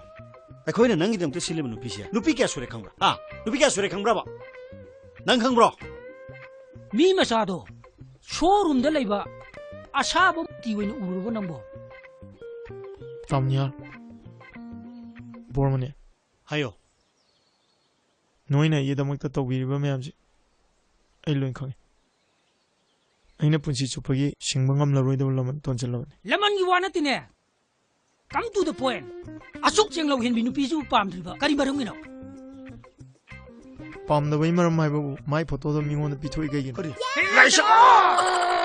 ꯅꯁꯝꯅꯤꯅ ꯀꯕꯣꯀꯪ ꯃꯔꯥ ꯍꯦꯛ ꯃꯉꯥꯜꯂꯗꯅ ꯑꯃ ꯐꯪꯉꯤ ꯄꯥꯝꯗꯦ ꯍꯥꯏꯕ ꯑꯃ ꯐꯪꯉꯤ ꯃꯆꯤꯟ ꯐꯩ ꯑꯃ ꯐꯪꯉꯤ ꯐꯨꯠ ꯁꯨꯗꯦ ꯅꯪꯅ ꯄꯥꯝꯃꯤ ꯅꯨꯄꯤꯁꯤ ꯀꯔꯝꯕꯅꯣ ꯉꯁꯤꯗꯤ ꯅꯔꯣꯜ ꯁꯦꯡꯉꯣ ꯅꯔꯣꯜ ꯁꯦꯡꯉꯣ ꯁꯦꯡꯅ ꯍꯥꯏꯌꯣ ꯉꯁꯤꯒꯤ ꯅꯨꯃꯤꯠꯇ ꯍꯥꯏꯌꯣ ꯍꯥꯏꯗꯕ ꯁꯨꯡꯉꯥꯏ ꯌꯥꯔꯣꯏ ꯍꯥꯏꯌꯣ ꯑꯩꯈꯣꯏꯅ ꯁꯦꯝꯕꯁꯤ ꯅꯪ ꯄꯥꯝꯗ꯭ꯔꯦ ꯅꯠꯇ꯭ꯔꯣ ꯉꯁꯤꯗꯤ ꯅꯪ ꯑꯄꯥꯝꯕꯗ ꯍꯥꯏꯌꯣ ꯅꯈꯨꯠꯇ ꯊꯤꯜꯂꯣ ꯁꯦꯡꯅ ꯍꯥꯏꯌꯣ ꯀꯅꯥꯅꯣ ꯅꯈꯨꯠꯇ ꯊꯤꯜꯂꯣꯕ 하요 좀 하겠다더니 하겠다니 해로 예 이따 아무튼 일로 와봐 일로 와봐 잠깐 남더니 로미 아돔다 슬레이네 이따 오는기도 아라무도 오람드는 거 나쁘네 아랑고도 얼마든가 자는 풀로 까먹더니 시로들어 이따 제니 로미 없다 아무튼 일로 오미 아이 시디 싸우래 꽃이 싸우래 시디 아이 안강나 뛰는 시디야 막한 가래네 하이스 아씨 나 거기 사슬락트레다 렘다 단색이 뭐좀 은행에 떠오시디 야도 만들고 너 이제 지도 발이 안 되네 tum쌍기네 아도 뭐 아이 손 내고 들을게 아이고 타는데 봐봐야 되네 나쁜 파브세 얌 루부자니 띵트로 파브 동네네 짜이띵네 또 호라가 파브 야바나티 구비가 구야이가네 sap빠가 프레랑나 툭더나 봐 시도 파라거든이 가봐 야래 붕어 창창강은 후 심도 하나 파나가 동지 나 빨리 그걸 없는 속보리 세 욕박시 안 탈로세 아스 꽉 찰로게 그러게 아스 깍잘라도 숨도 많이 루도이노 거기 어이 뭐 세란 두란 예 레레레레레 파래 내게 직도 파래 해! 그이노 아이고 우시드리로 나티 랑클푸드다 소이나 빠는기분에 아코이 더이 떠오네 소이바디 까리노 시가리 세투르디 까마이 동네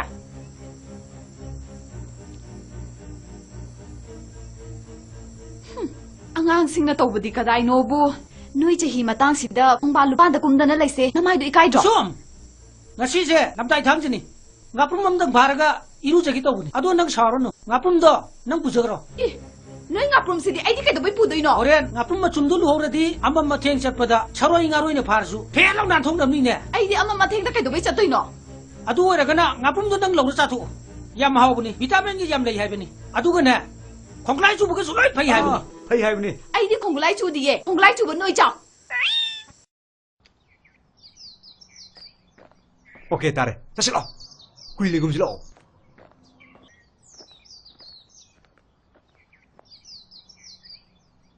이따 또 와로는 있다 가림따 와크노 때문에 걸어오는 있다 초연 돌아는 있다 그 시디네 난 나이닝이부터 모이 와징도 파서나 시험 잘해로 있다 누구네 나 시디 능기 아래뿌 와 아마 파서나 안 오로 있다 호렌 마삭도 우라가 하이게도 와디 하요다 하이로도 와나 하이진 낭네 나 꼭도 짜까니고 짜까니 와리도 파서 사나오로 아코이 잘라게 호이 식터로 파서나 식터로 이붕어 아코이 잘라고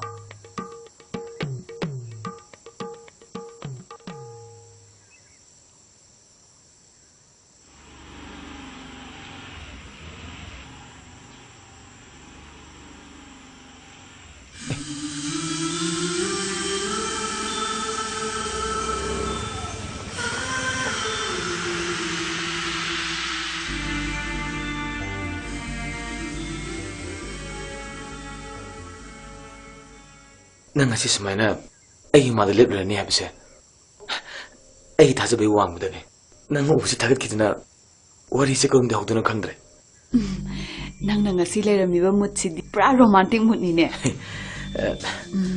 ꯅꯪꯒꯤ ꯈꯧꯕꯅꯥꯏ ꯑꯅꯤꯗꯨꯗꯤ ꯀꯥꯏ ꯆꯠꯈ꯭ꯔꯒꯦ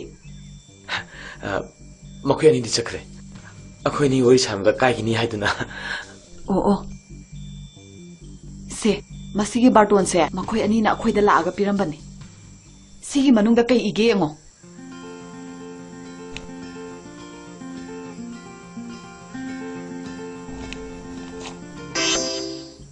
ꯄꯨꯟꯁꯤ ꯂꯩ ꯄꯨꯟ ꯁꯦꯝꯃꯤꯟꯅꯁꯤ ꯍꯥꯏꯗꯨꯅ ꯍꯥꯏꯖꯕ ꯆꯠꯂꯤꯕ ꯆꯩꯆꯠ ꯀꯥꯂꯦꯟꯒꯤ 12ꯅꯤ ꯄꯥꯟꯕ ꯌꯨꯝꯖꯀꯩꯁ ꯅꯨꯃꯤꯠꯀꯤ ꯑꯌꯨꯛ ꯄꯨꯡ 10 ꯇꯥꯕ ꯃꯇꯝꯗ ꯑꯩꯈꯣꯏꯒꯤ ꯃꯔꯨꯞ ꯑꯣꯏꯅꯥꯝ ꯍꯦꯃꯣꯒ ꯂꯝꯂꯦꯟ ꯂꯝꯗꯦꯡ ꯑꯋꯥꯡ ꯂꯩꯀꯥꯏꯗ ꯂꯩꯕ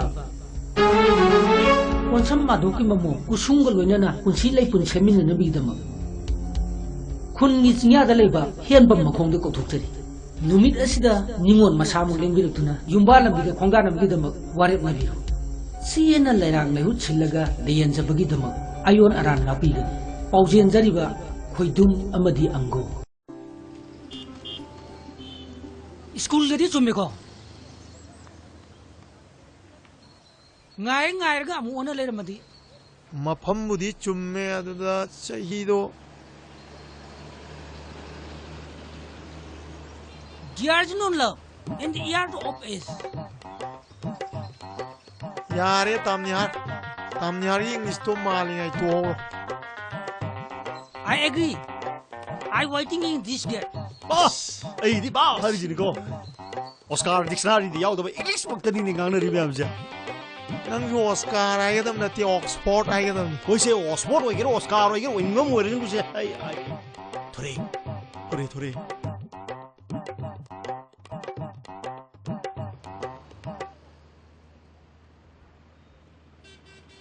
Hi, hello, Fajabi. Siango, boleta. Excuse me. Please repeat this language. I am Oxford Dictionary of Manihar. Okay? Pabung Manihar. Eh, kayo nang ito dia. English ko lang ikaw eh.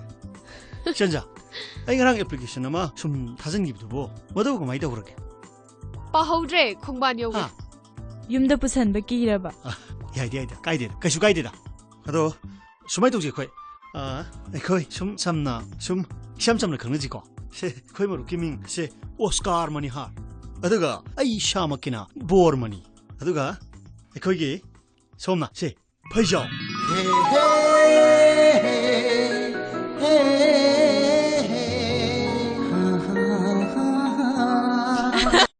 Mado, nakoi miyam changdana yana na thiamdaba yadabani ko. Oh, Babu. Babu. Magi jibu medical problem ko labor. Yera, leira moida nang shu. Nang khara dana te ko na. Yam ti yelamni ko na. Sa si kai shorige. Ha, si kai shorige ba.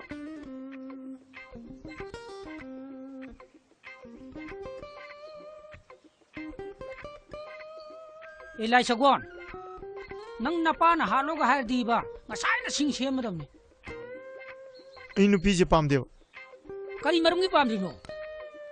Marmayo. ꯍꯦꯛꯇ ꯍꯥꯏ ꯌꯥꯕ꯭ꯔꯣ Oh, ador dine. Ngasi de khoi marup sanai je toji. Nang ju nang thok tawro. Phaijo. Akoi na silije. Nangi phanabagi damni. Madubu tadradi. Akoi ju khamjal latre he. Ako. Khoi na nangi dam te silim nupi sia. Nupi kya sure khangbra? Ha, nupi kya sure khangbra ba? Nang khangbro. Mi masado. Showroom da laiba. Asaba tiwin urubo nambo. ꯇꯥꯝꯅꯤꯍꯥꯔ ꯕꯣꯔꯃꯅꯤ Hayo. ꯅꯣꯏꯅ ꯑꯩꯒꯤꯗꯃꯛꯇ ꯇꯧꯕꯤꯔꯤꯕ ꯃꯌꯥꯝꯁꯦ ꯑꯩ ꯂꯣꯏ ꯈꯪꯉꯤ ꯑꯩꯅ ꯄꯨꯟꯁꯤ ꯆꯨꯞꯄꯒꯤ ꯁꯤꯡꯕ ꯉꯝꯂꯔꯣꯏꯗꯕ ꯂꯃꯟ ꯇꯣꯟꯁꯤꯜꯂꯕꯅꯤ Laman gi wana tine. Come to the point. Asuk chenglaw hin binu pisu pamdriba. Kari marungi no. ꯄꯥꯝꯗꯕꯩ ꯃꯔꯝ ꯍꯥꯏꯕꯕꯨ ꯃꯥꯏ ꯐꯣꯇꯣꯗꯣ ꯃꯤꯉꯣꯟꯗ ꯄꯤꯊꯣꯛꯏ ꯀꯩꯒꯤꯅꯣ Kari. Na samni na kabukang marahing mangaladana. Ama phangi pamde haba. Ama phangi machin phai. Ama phangi phutude. Nang na pami nupi si karma. Ha. Ai ngasi din ro chengo. Na ro chengo chengnayo. Ngasigi nimita hayo. Haida basungay. Ay yaroi hayo. Ai khoi na sebji nang pam dran tro. Ha. Ngasi din nang apam dayo. Na khutta thilo. Ai sengayo kana no. Na khutta thilo ba. Hayo. Hujung haida bani. Hai gedam ni. Hai ro. Eh. Ito. Amta nilo ba? Nilo amta. Saka nang tiniloni. Adom da. Aslay ni. Itaw nang gitu. Aram do ram dana ko. Ngapum ni. Aram ko doon madinga sana pulo ka magtani siro dro. Ito. Sen nilo mi amta. Amta nilo mi. Ay. Sini saure.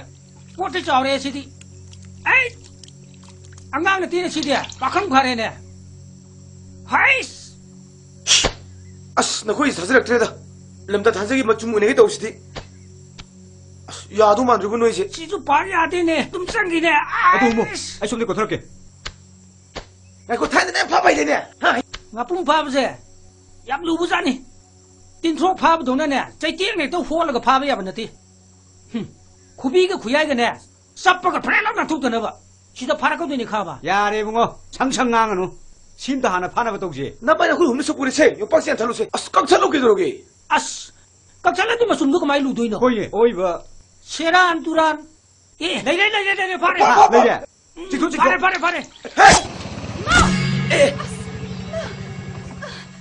ꯍꯦ ꯀꯩꯅꯣ ꯑꯩꯕꯨ ꯎꯁꯤꯠꯇ꯭ꯔꯤꯔꯣ ꯅꯠꯇꯦ ꯂꯪꯈꯠꯄꯗꯨꯗ ꯁꯣꯏꯗꯅ ꯄꯥꯟꯈꯤꯕꯅꯦ ꯑꯩꯈꯣꯏ ꯊꯣꯏ ꯇꯧꯕ ꯅꯠꯇꯦ ꯁꯣꯏꯕꯗꯤ ꯀꯔꯤꯅꯣ ꯁꯤ ꯒꯥꯔꯤꯁꯦ ꯇꯨꯔꯗꯤ ꯀꯃꯥꯏ ꯇꯧꯅꯤ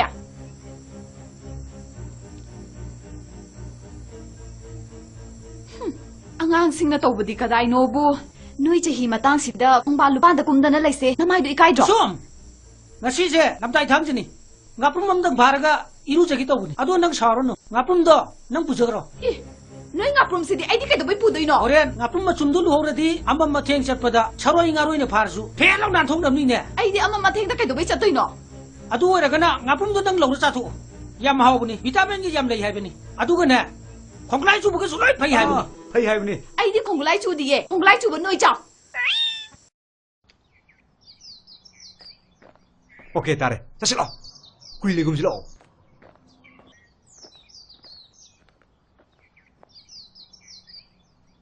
있다. 또 와로는 있다. 가림다. 와크노 때문에 걸어오는 있다. 초연 돌아는 있다. 나 시디네. 난 나이닝이부터 뭐이 와징도. 파서나 시험 잘해로 있다. 누구네? 나 시디 능기 아래 뿌와 아마 파서나 안 오로 있다. 오랜 마삭도 우라가 하이게도 와디 하요다. 하이로도 와나 하이진 낭네. 나 꼭도 짜까니고. 짜까니. 와리도 파서 사나오로. 아코이 잘라게. 호이. 식터로 파서나 식터로 이붕어. 아코이 잘라고.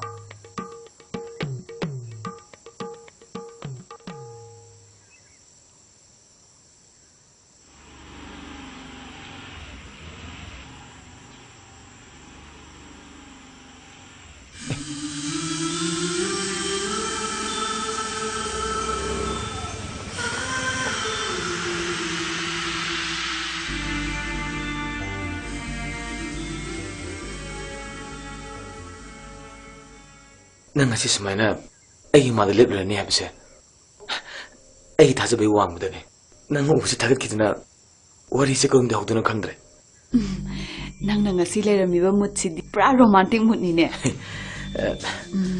ꯅꯪꯒꯤ ꯈꯧꯕꯅꯥꯏ ꯑꯅꯤꯗꯨꯗꯤ ꯀꯥꯏ ꯆꯠꯈ꯭ꯔꯒꯦ ꯃꯈꯣꯏ ꯑꯅꯤꯗꯤ ꯆꯠꯈ꯭ꯔꯦ ꯑꯩꯈꯣꯏ ꯑꯅꯤ ꯋꯥꯔꯤ ꯁꯥꯟꯅꯕꯗ ꯀꯥꯏꯒꯤꯅꯤ ꯍꯥꯏꯗꯨꯅ ꯑꯣ ꯁꯦ ꯃꯁꯤꯒꯤ ꯕꯥꯔꯇꯣꯟꯁꯦ ꯃꯈꯣꯏ ꯑꯅꯤꯅ ꯑꯩꯈꯣꯏꯗ ꯂꯥꯛꯑꯒ ꯄꯤꯔꯝꯕꯅꯤ 시기 만ung다 kay ige mo.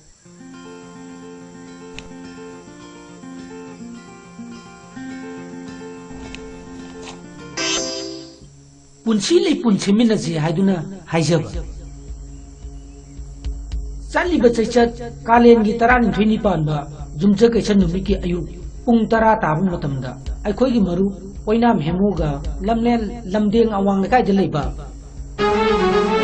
Wansam maduki mamo kusunggal wenana punsilay punsemin na nabidama kun ngiznya dalayba hianbam makhongda kothukjari numit asida ningon masamung lengbirutuna yumbala bida khongda nabidama warep nabiru siena lairang lehut sillaga leyanjabagi dama ayon aran napigani paujen jariba khoidum amadi ango school gadi chumeko ngai ga amu ona leramadi mafambudi chumme aduda chahido years non love and the year of is yare tamnyar english to mali ai to I agree I waiting in this day boss ai di ba hari jini ko oscar dictionary di yaw da english paktani ni ngana ri byamja nang jo oscar ai gadam na ti oxford ai gadam ko se oxford oi gero oscar oi gero ingam oi rin ku se ai thore 토레 토레.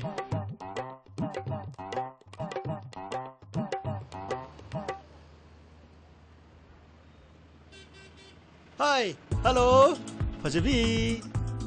Siango, boleta. Excuse me. Please repeat this language. I am Oxford Dictionary of Manihar. Okay? Pabung Manihar. Eh, kayo nang ito dia. English ko lang ikaw eh. 시연자, 이 거랑 애플리케이션 아마 좀 다른 기도 보. 뭐도 그거 많이 더 그렇게. Pahudre, Khongban Yogi. 아, Yumda pusan ba kiraba. 야이디야, 가이드다. 가슈 가이드다. 나도 수마이 동지 거의. 아, 거의 좀 참나, 좀 시험 참나 그런 지고. 거의 뭐 루키밍, 오스카 머니 하. 아드가 아이 샤마키나 보어머니. 아드가 거기 somna, 파이죠.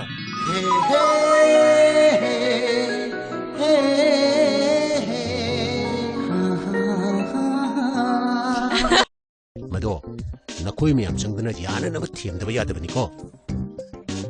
Oh, Pabung. Pabua. Magi jibu medical problem ko labra. Yera, layra mo din ang syo.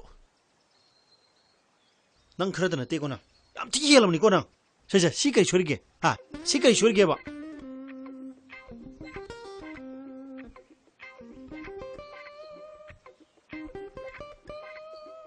Elisha Gwan.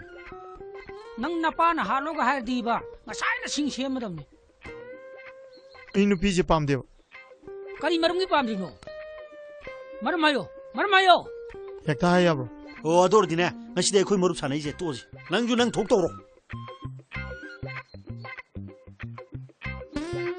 Paijo. Ako'y nasili je. Nang ipanabigi dam ni. Madubo tadradi. Ako'y ju khamjal latri hai. 아이고 거기는 낭기 때문에 실리면 누피시야 누피게 소리 강브라 아 누피게 소리 강브라봐 난 강브라 Mi masado. Showroom da laiba. Asabo tiwin urugo nambo. 땀니야. 보르머니. 하요 노이나 이해다먹다 또 위리바 매암지. 아일로인 강해. 아이네 분시 조퍼기 싱망감 라로이드 올라면 던질라면. Laman giwana tine. Come to the point. Asuk cheng lo hin binu pisu pam driba. Kali marungi no. 빰나 이마람 마이바부 마이 포토도 미고는 비토이 가긴. 그래 Na samni na kabukang marahing mga aladana. 아마 방이 빰대 해봐 아마 방이 멋진 파이 아마 방이 부추대 나는 빰이 누피시 그러면 아 nga 너로 챙어 나로 챙어 챙나요 Ngasigi nimito hayo. Hayo ba sungay. 야로 하요 거기는 시험지 능 빰들 힘들어 아 nga 시디 능 빰다 하요 나 콧도 틸로 챙나요 그러나 나 콧도 틸로 봐 Hayo. Hujung hayo da bani. 하게 되네 하이로 Eh. Ito. Amta nilo. Amta nilo ba? Nilo amta. Saka na kini ngori. Adom chak. Adom da. Ay. Asli ni. Itaw nang gitu. Aramudo oram dana ko. Ngapum ni. Arang ko doon madinga sana pulo ka magtani silo dro. Ito. Sa nilo mi amta. Amta nilo mi. Ay. Sidi saure. What is saure sidi? Ay. Angang na tina sidi. Pakang khare ne. Hais. 아스, 나 거의 사슬학트레다. 람다 단색이 맞춤 은행에 없이디. 야도 만들고 너 이제. 지도 발이 안 되네. tum상기네. Aduh mo. Ay sumli ko tharke. 야, 그거 타는데 내 봐봐야 되냐? Ngapung pabse. Yam lu buzani. Tin throk pab dong na ne. Chai tieng ne to ho la ga pab ya ban ti. Kubi ga kuyai ga ne.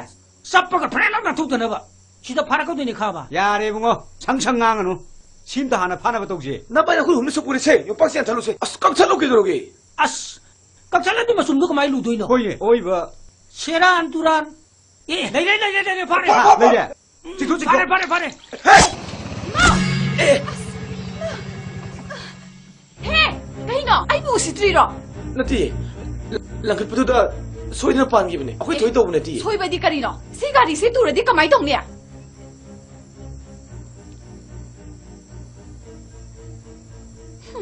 ꯑꯉꯥꯡꯁꯤꯡꯅ ꯇꯧꯕꯗꯤ ꯀꯗꯥꯏꯅꯣꯕꯨ ꯅꯣꯏ ꯆꯍꯤ ꯃꯇꯥꯡꯁꯤꯗ ꯄꯨꯡꯕꯥ ꯂꯨꯄꯥꯟꯗ ꯀꯨꯝꯗꯅ ꯂꯩꯁꯦ ꯅꯃꯥꯏꯗꯣ ꯏꯀꯥꯏꯗ꯭ꯔꯣ Som. Ngasi namdai thangjini. Ngapum mamdang bharaga iru jagi tawuni. Ado nang sarono. Ngapum do nang bujagro.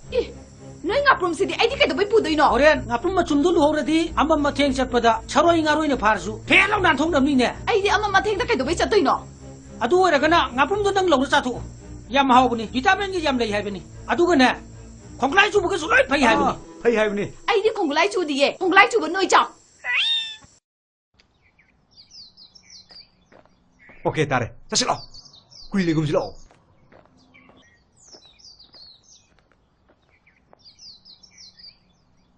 있다 또 와로는 있다 가림다 와크노 때문에 걸어오는 있다 초연 돌아는 있다 나 시디네 난 나이닝이면 더모이 와징도 파서나 시험 잘해로 있다 누구네 나 시디 능기 아래 뿌와 아마 파서나 강로로 있다 호렌 마삭도 우라가 하이게도 와디 하요다 하이로도 와나 하이진 낭네 나꼭도 짜까니고 짜까니 와리도 파서 사나오로 아코이 잘라게 ꯍꯣꯏ 식터로 파서나 식터로 이붕어 아코이 잘라고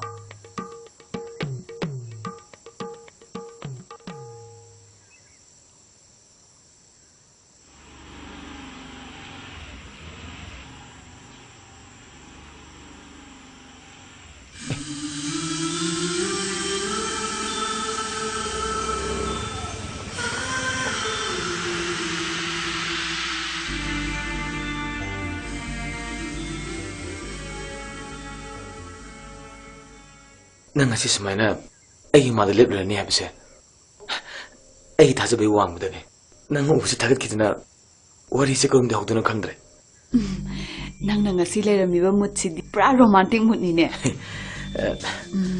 ꯅꯪꯒꯤ ꯈꯧꯕꯅꯥꯏ ꯑꯅꯤꯗꯨꯗꯤ ꯀꯥꯏ ꯆꯠꯈ꯭ꯔꯒꯦ ꯃꯈꯣꯏ ꯑꯅꯤꯗꯤ ꯆꯠꯈ꯭ꯔꯦ ꯑꯩꯈꯣꯏꯅꯤ ꯋꯥꯔꯤ ꯁꯥꯟꯅꯕꯗ ꯀꯥꯏꯈꯤꯅꯤ ꯍꯥꯏꯗꯨꯅ ꯑꯣ ꯁꯦ ꯃꯁꯤꯒꯤ ꯕꯥꯔꯇꯣꯟꯁꯦ ꯃꯈꯣꯏ ꯑꯅꯤꯅ ꯑꯩꯈꯣꯏꯗ ꯂꯥꯛꯑꯒ ꯄꯤꯔꯝꯕꯅꯤ ꯁꯤꯒꯤ ꯃꯅꯨꯡꯗ ꯀꯩ ꯏꯒꯦ ꯌꯦꯡꯉꯣ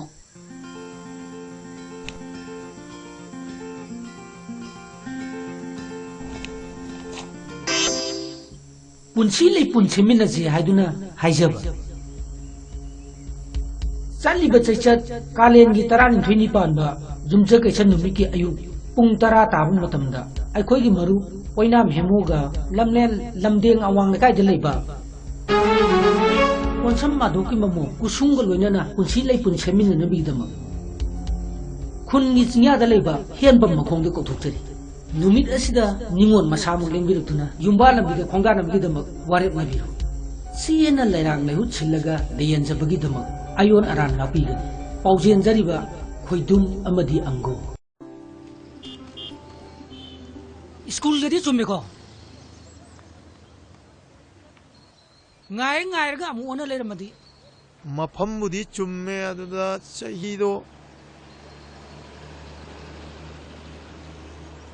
Years non love in the year of age.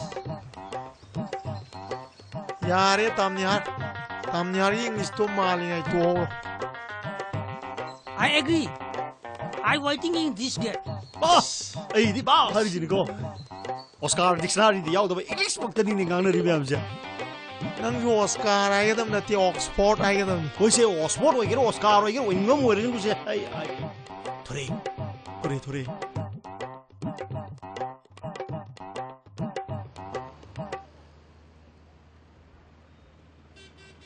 Hi, hello, Fajabi. Siango, boleta. Excuse me. Please repeat this language. I am Oxford Dictionary of Manihar. Okay? Pabung Manihar. Eh, kayo nang idude English ko loy kawi ha. Shanja, ay ngarang application nama sum thajangibdubo. Madu kamai tawrage. Pahudre khongban yoga. Yumda pusanba kiraba. 야이디야이디 까이디다 그슈 까이디다 하도 수마이 동지 거이 거이 좀 참나 좀 시험점을 걷는지고 세 거이 뭐 웃기밍 세 오스카르 머니 하 아드가 아이 샤마키나 보르머니 아드가 거기 som나 세 파이죠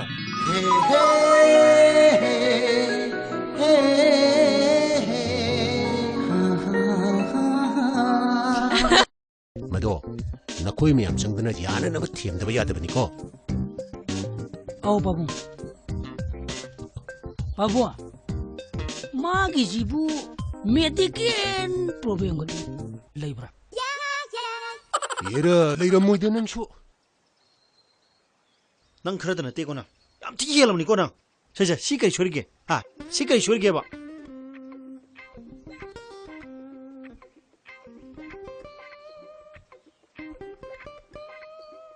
Ilai Sagon, nang napana halo ka har di ba?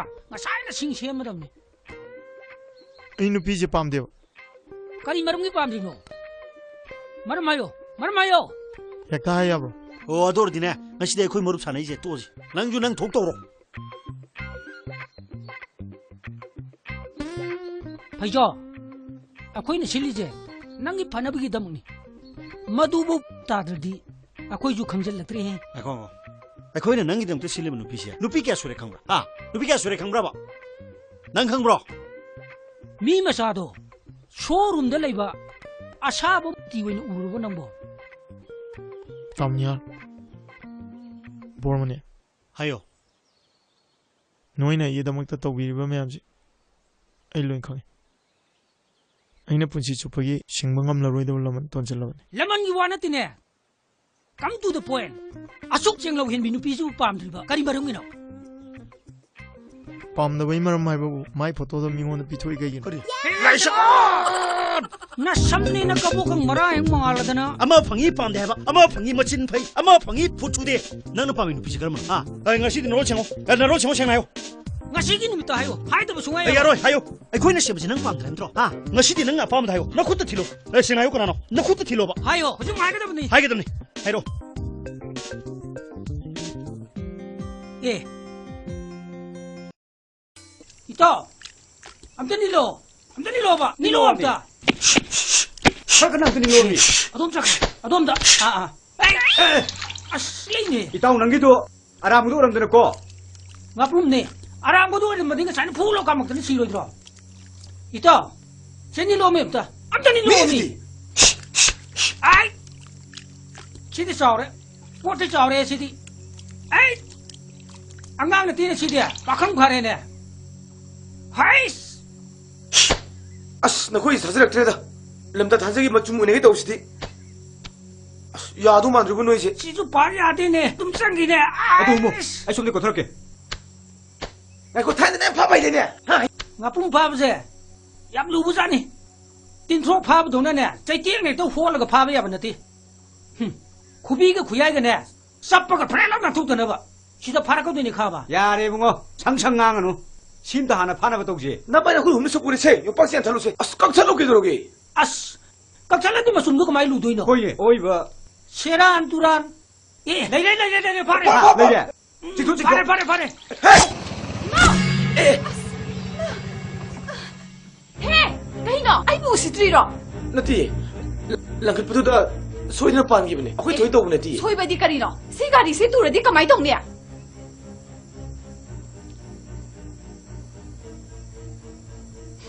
Angangsing na tawbadi kaday nobu. Nui chahi matang sida kung balupanda kumdana laise namay do ikay dro. Som. Ngasi se namdai thang jini. Ngapum mamdang baraga iru jagi to buni. Ado nang saro no. Ngapum do nang pujagro. Eh, nui nga prum sidi ay di kay dabay pudoy no. Oren ngapum machumdu lu horadi amam matheng chatpada charoi ngaroi ne pharsu. Phelo nan thong dam ni ne. Ay di ama matheng da kay dabay chatoy no. Adu oiragana ngapum do nang lawna chathu. Yam haubuni. Vitamin gi yam lei haibani. Adu ga ne.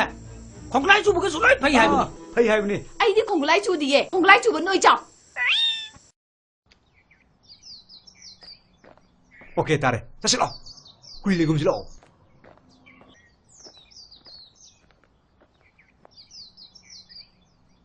이따 또 와로는 있다 가림다 와크노 때문에 걸어오는 있다 초연 돌아는 있다 나 시디네 난 나이닝이부터 뭐이 와징도 파서나 시험 잘해로 있다 누구네 나 시디 능기 아래 뿌와 아마 파서나 안 오로 있다 Oren masak tu uraga. Hai ke to wadi ayo da.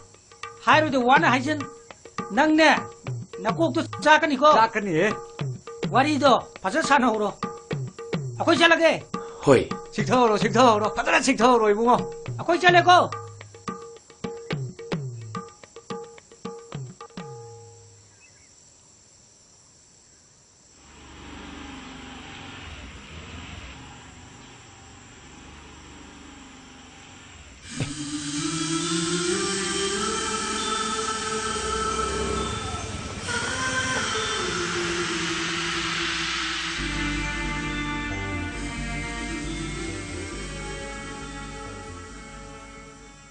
ꯅꯪ ꯉꯁꯤ ꯁꯨꯃꯥꯏꯅ ꯑꯩꯒꯤ ꯃꯥꯗ ꯂꯦꯞꯂꯔꯅꯤ ꯍꯥꯏꯕꯁꯦ ꯑꯩ ꯊꯥꯖꯕꯒꯤ ꯋꯥꯡꯃꯗꯅꯤ ꯅꯪ ꯎꯕꯁꯤ ꯊꯥꯒꯠꯈꯤꯗꯅ ꯋꯥꯔꯤꯁꯦ ꯀꯔꯝꯗ ꯍꯧꯗꯣꯏꯅꯣ ꯈꯪꯗ꯭ꯔꯦ ꯅꯪꯅ ꯉꯁꯤ ꯂꯩꯔꯝꯃꯤꯕ ꯃꯨꯠꯁꯤꯗꯤ ꯄꯨꯔꯥ ꯔꯣꯃꯥꯟꯇꯤꯛ ꯃꯨꯠꯅꯤꯅꯦ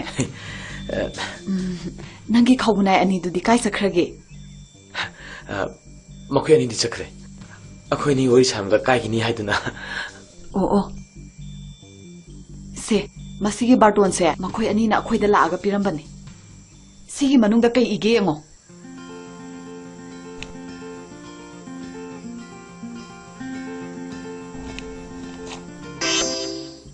ꯄꯨꯟꯁꯤ ꯂꯩ ꯄꯨꯟ ꯁꯦꯝꯃꯤꯟꯅꯁꯤ ꯍꯥꯏꯗꯨꯅ ꯍꯥꯏꯖꯕ ꯆꯠꯂꯤꯕ ꯆꯩꯆꯠ ꯀꯥꯂꯦꯟꯒꯤ 12ꯅꯤ ꯄꯥꯟꯕ ꯌꯨꯝꯖꯀꯩꯁ ꯅꯨꯃꯤꯠꯀꯤ ꯑꯌꯨꯛ ꯄꯨꯡ 10 ꯇꯥꯕ ꯃꯇꯝꯗ ꯑꯩꯈꯣꯏꯒꯤ ꯃꯔꯨꯞ ꯑꯣꯏꯅꯥꯝ ꯍꯦꯃꯨꯒ ꯂꯝꯂꯦꯟ ꯂꯝꯗꯦꯡ ꯑꯋꯥꯡ ꯂꯩꯀꯥꯏꯗ ꯂꯩꯕ ꯀꯣꯟꯁꯝ ꯃꯥꯙꯣꯛꯀꯤ ꯃꯃꯣ ꯀꯨꯁꯨꯝꯒ ꯂꯣꯏꯅꯅ ꯄꯨꯟꯁꯤ ꯂꯩ ꯄꯨꯟ ꯁꯦꯝꯃꯤꯟꯅꯅꯕꯒꯤꯗꯃꯛ ꯈꯨꯟꯒꯤ ꯆꯤꯡꯌꯥꯗ ꯂꯩꯕ ꯍꯦꯟꯕꯝ ꯃꯈꯣꯡꯗ ꯀꯧꯊꯣꯛꯆꯔꯤ ꯅꯨꯃꯤꯠ ꯑꯁꯤꯗ ꯅꯤꯉꯣꯜ ꯃꯁꯥꯃꯨꯛ ꯂꯦꯡꯕꯤꯔꯛꯇꯨꯅ ꯌꯨꯝꯕꯥꯟꯅꯕꯤꯒ ꯈꯣꯡꯗꯥꯅꯕꯒꯤꯗꯃꯛ ꯋꯥꯔꯦꯞꯅꯕꯤꯔꯣ ꯆꯦꯅ ꯂꯩꯔꯥꯡ ꯂꯩꯍꯨꯠ ꯁꯤꯜꯂꯒ ꯂꯩꯌꯦꯟꯖꯕꯒꯤꯗꯃꯛ ꯑꯌꯣꯟ ꯑꯔꯥꯟ ꯉꯥꯛꯄꯤꯒꯅꯤ ꯄꯥꯎꯖꯦꯟꯖꯔꯤꯕ ꯈꯣꯏꯗꯨꯝ ꯑꯃꯗꯤ ꯑꯪꯒꯣ ꯁ꯭ꯀꯨꯜꯗꯗꯤ ꯆꯨꯝꯃꯦꯀꯣ ꯉꯥꯏꯔꯒ ꯑꯃꯨꯛ ꯑꯣꯟꯅ ꯂꯩꯔꯝꯃꯗꯤ ꯃꯐꯝꯕꯨꯗꯤ ꯆꯨꯝꯃꯦ ꯑꯗꯨꯗ ꯆꯍꯤꯗꯣ Years no love in the year of age. ꯌꯥꯔꯦ ꯇꯥꯝꯅꯤꯍꯥꯔ ꯏꯪꯂꯤꯁꯇꯣ ꯃꯥꯜꯂꯤꯉꯩ ꯇꯣꯛꯍꯧꯔꯣ I agree. I waiting in this gate. ꯕꯥꯁ ꯑꯩꯗꯤ ꯕꯥ ꯍꯥꯏꯔꯤꯁꯤꯅꯤꯀꯣ ꯑꯣꯁꯀꯥꯔ ꯗꯤꯛꯁꯅꯥꯔꯤꯗ ꯌꯥꯎꯗꯕ ꯏꯪꯂꯤꯁ ꯃꯛꯇꯅꯤꯅꯦ ꯉꯥꯡꯅꯔꯤ ꯃꯌꯥꯝꯁꯦ ꯅꯪꯁꯨ ꯑꯣꯁꯀꯥꯔ ꯍꯥꯏꯒꯗꯕ ꯅꯠꯇꯦ ꯑꯣꯛꯁꯐꯣꯔꯗ ꯍꯥꯏꯒꯗꯕꯅꯤ ꯃꯣꯏꯁꯦ ꯑꯣꯛꯁꯐꯣꯔꯗ ꯑꯣꯏꯒꯦꯔꯥ ꯑꯣꯁꯀꯥꯔ ꯑꯣꯏꯒꯦꯔꯥ ꯑꯣꯏꯅꯤꯡꯕ ꯑꯃ ꯑꯣꯏꯔꯒꯅꯨꯁꯦ ꯊꯣꯔꯦ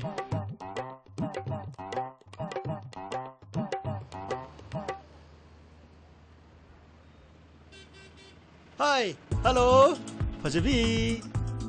Siango, boleta. Excuse me. Please repeat this language. I am Oxford Dictionary of Manihar. Okay? Pabung Manihar. Eh, kaino nang idu dia? English ko loy kawi ha.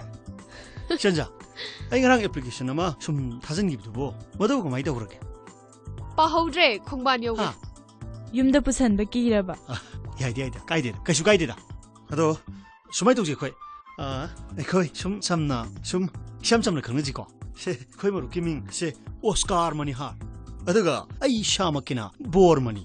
Aduga khoi ge somna se phajao.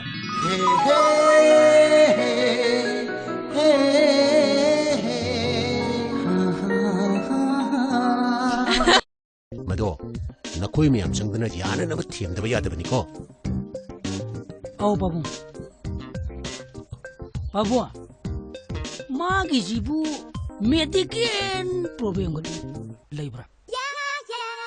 Yera, layra mo ito nang so. Nang khara na te ko na. Yam ti yelam ni ko na. Sa si kai shorige. Ha, si kai shorige ba.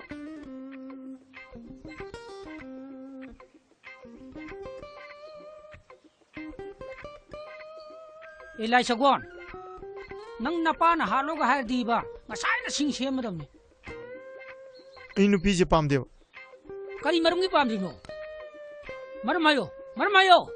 ꯍꯦꯛꯇ ꯍꯥꯏ ꯌꯥꯕ꯭ꯔꯣ Oh, ador dine. Ngasi khoi marup sanai je toji. Nang ju nang thok tawro. Phaijo. Akoi na silije. Nangi phanabagi damni. Madubu tadradi. Akoi ju khamjal latre he. Ako. Khoi na nangi dam te silim nupi sia. Nupi kya sure khangra. Ha, nupi kya sure khangra ba. Nang khangbro. Mi masado. Showroom da laiba. Asaba ti win urubo nambo. ꯇꯥꯝꯅꯤꯍꯥꯔ ꯕꯣꯔꯃꯅꯤ Hayo. ꯅꯣꯏꯅ ꯑꯩꯒꯤꯗꯃꯛꯇ ꯇꯧꯕꯤꯔꯤꯕ ꯃꯌꯥꯝꯁꯦ ꯑꯩ ꯂꯣꯏ ꯈꯪꯉꯤ ꯑꯩꯅ ꯄꯨꯟꯁꯤ ꯆꯨꯞꯄꯒꯤ ꯁꯤꯡꯕ ꯉꯝꯂꯔꯣꯏꯗꯕ ꯂꯃꯟ ꯇꯣꯟꯁꯤꯜꯂꯕꯅꯤ Laman gi wana tine. Come to the point. Asuk chenglaw hin binu pisu pamdriba. Kari marungi no. ꯄꯥꯝꯗꯕꯩ ꯃꯔꯝ ꯍꯥꯏꯕꯕꯨ ꯃꯥꯏ ꯐꯣꯇꯣꯗꯣ ꯃꯤꯉꯣꯟꯗ ꯄꯤꯊꯣꯛꯏ ꯀꯩꯒꯤꯅꯣ Na samni na kabukang marayang mga ladana. Ama phangi pamde haba. Ama phangi machin phai. Ama phangi phuchude. Nang na pami nupi sia karma. Ha. Ai ngasi din ro chengo. Na ro chengo cheng nayo. ngasi gi numita hayo hai da sungai ai yaroi hayo ai khoi na sem ji nang pam dren tro ha ngasi di nang na pam hayo na khut ta thilo ai singayo kana no na khut ta thilo ba hayo hujum hai da bani hai ga damni hairo ye ito amta nilo ba nilo amta Saka nang tini lomi. adom da ai asli ne Itaw nang gitu. Aram du ram dana ko. ngaprum ne arang bodu ni madinga san phulo kamak tani siro dro ito seni lo mep ta amtani lo mi ai sidi saure poti saure sidi ai angang na tini sidi pakham khare ne hais as na khoi sajirak treda lamda thanjagi machum une ge tawsidi yaadu mandrubu noise sidu pari ade ne tum sangi ne Adu mo. Ai somni ko thorke. ai ko thaina ne pha bai de ne ha ngapum pha ba se yam lu bu jani tin thro pha ba dong na ne chai tiek ne to fo la ga pha ba ya ba na ti khubi ga khuyai ga ne sap pa ga phre la na thuk ta na ba sida phara ko ni kha ba 야래 붕어. 창창 강은 심도 하나 파나 거 동지. na bai na khoi humne sokure se yo paksian thalo se as kak thalo ke doroge as kak chala ni masum du ka mai lu doi no 호이 오이 뭐. seran turan eh lai phare 내려. 지도 지도. phare He, kaino, ai bu sitri ro. nati langkat putu da soidna pan gi bne akhoi thoi to bne ti Soi ba di karino. Si gari se tu ra di kamai dong ne.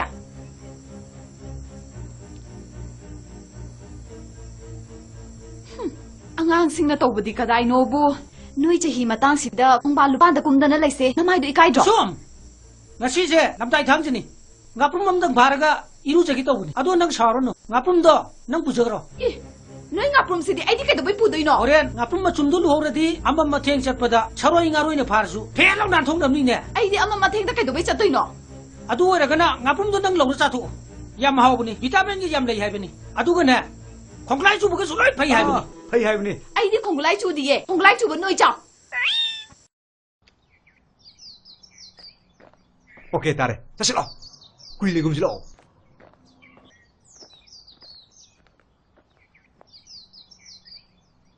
이따.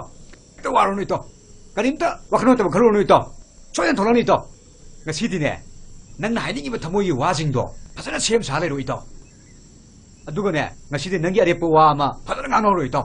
oren masak tu uraga hai ga da wadi hayauda hairu de wana haijin nang ne nakok tu chakani ko 자크니. wari do phasa sana horo akoi chalage hoi 식터로. 파서나 식터로 이붕어. akoi chale ko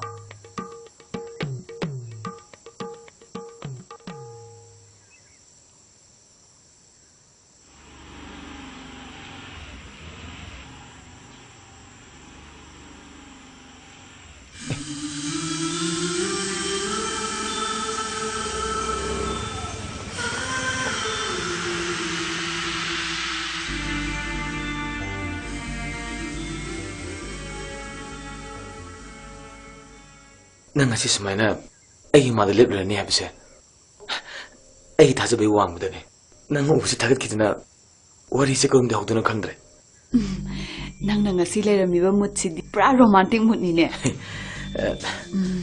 Nangi khawunai ani du di kai sakhrage. makhoi ani di chakre akhoi ni wari samga kai gi ni haiduna Oh. Se, masigi barton se makhoi ani na khoi da la aga pirambani. Sigi manung da kai ige ngo.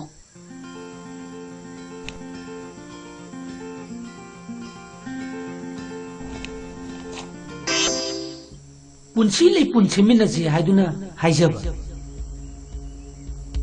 chali ba chaichat kalen gi taran thini pan ba jumcha kai chan numi ki ayu pung tara ta bung matamda ai khoi gi maru oinam hemoga lamlen lamdeng awang le kai de leiba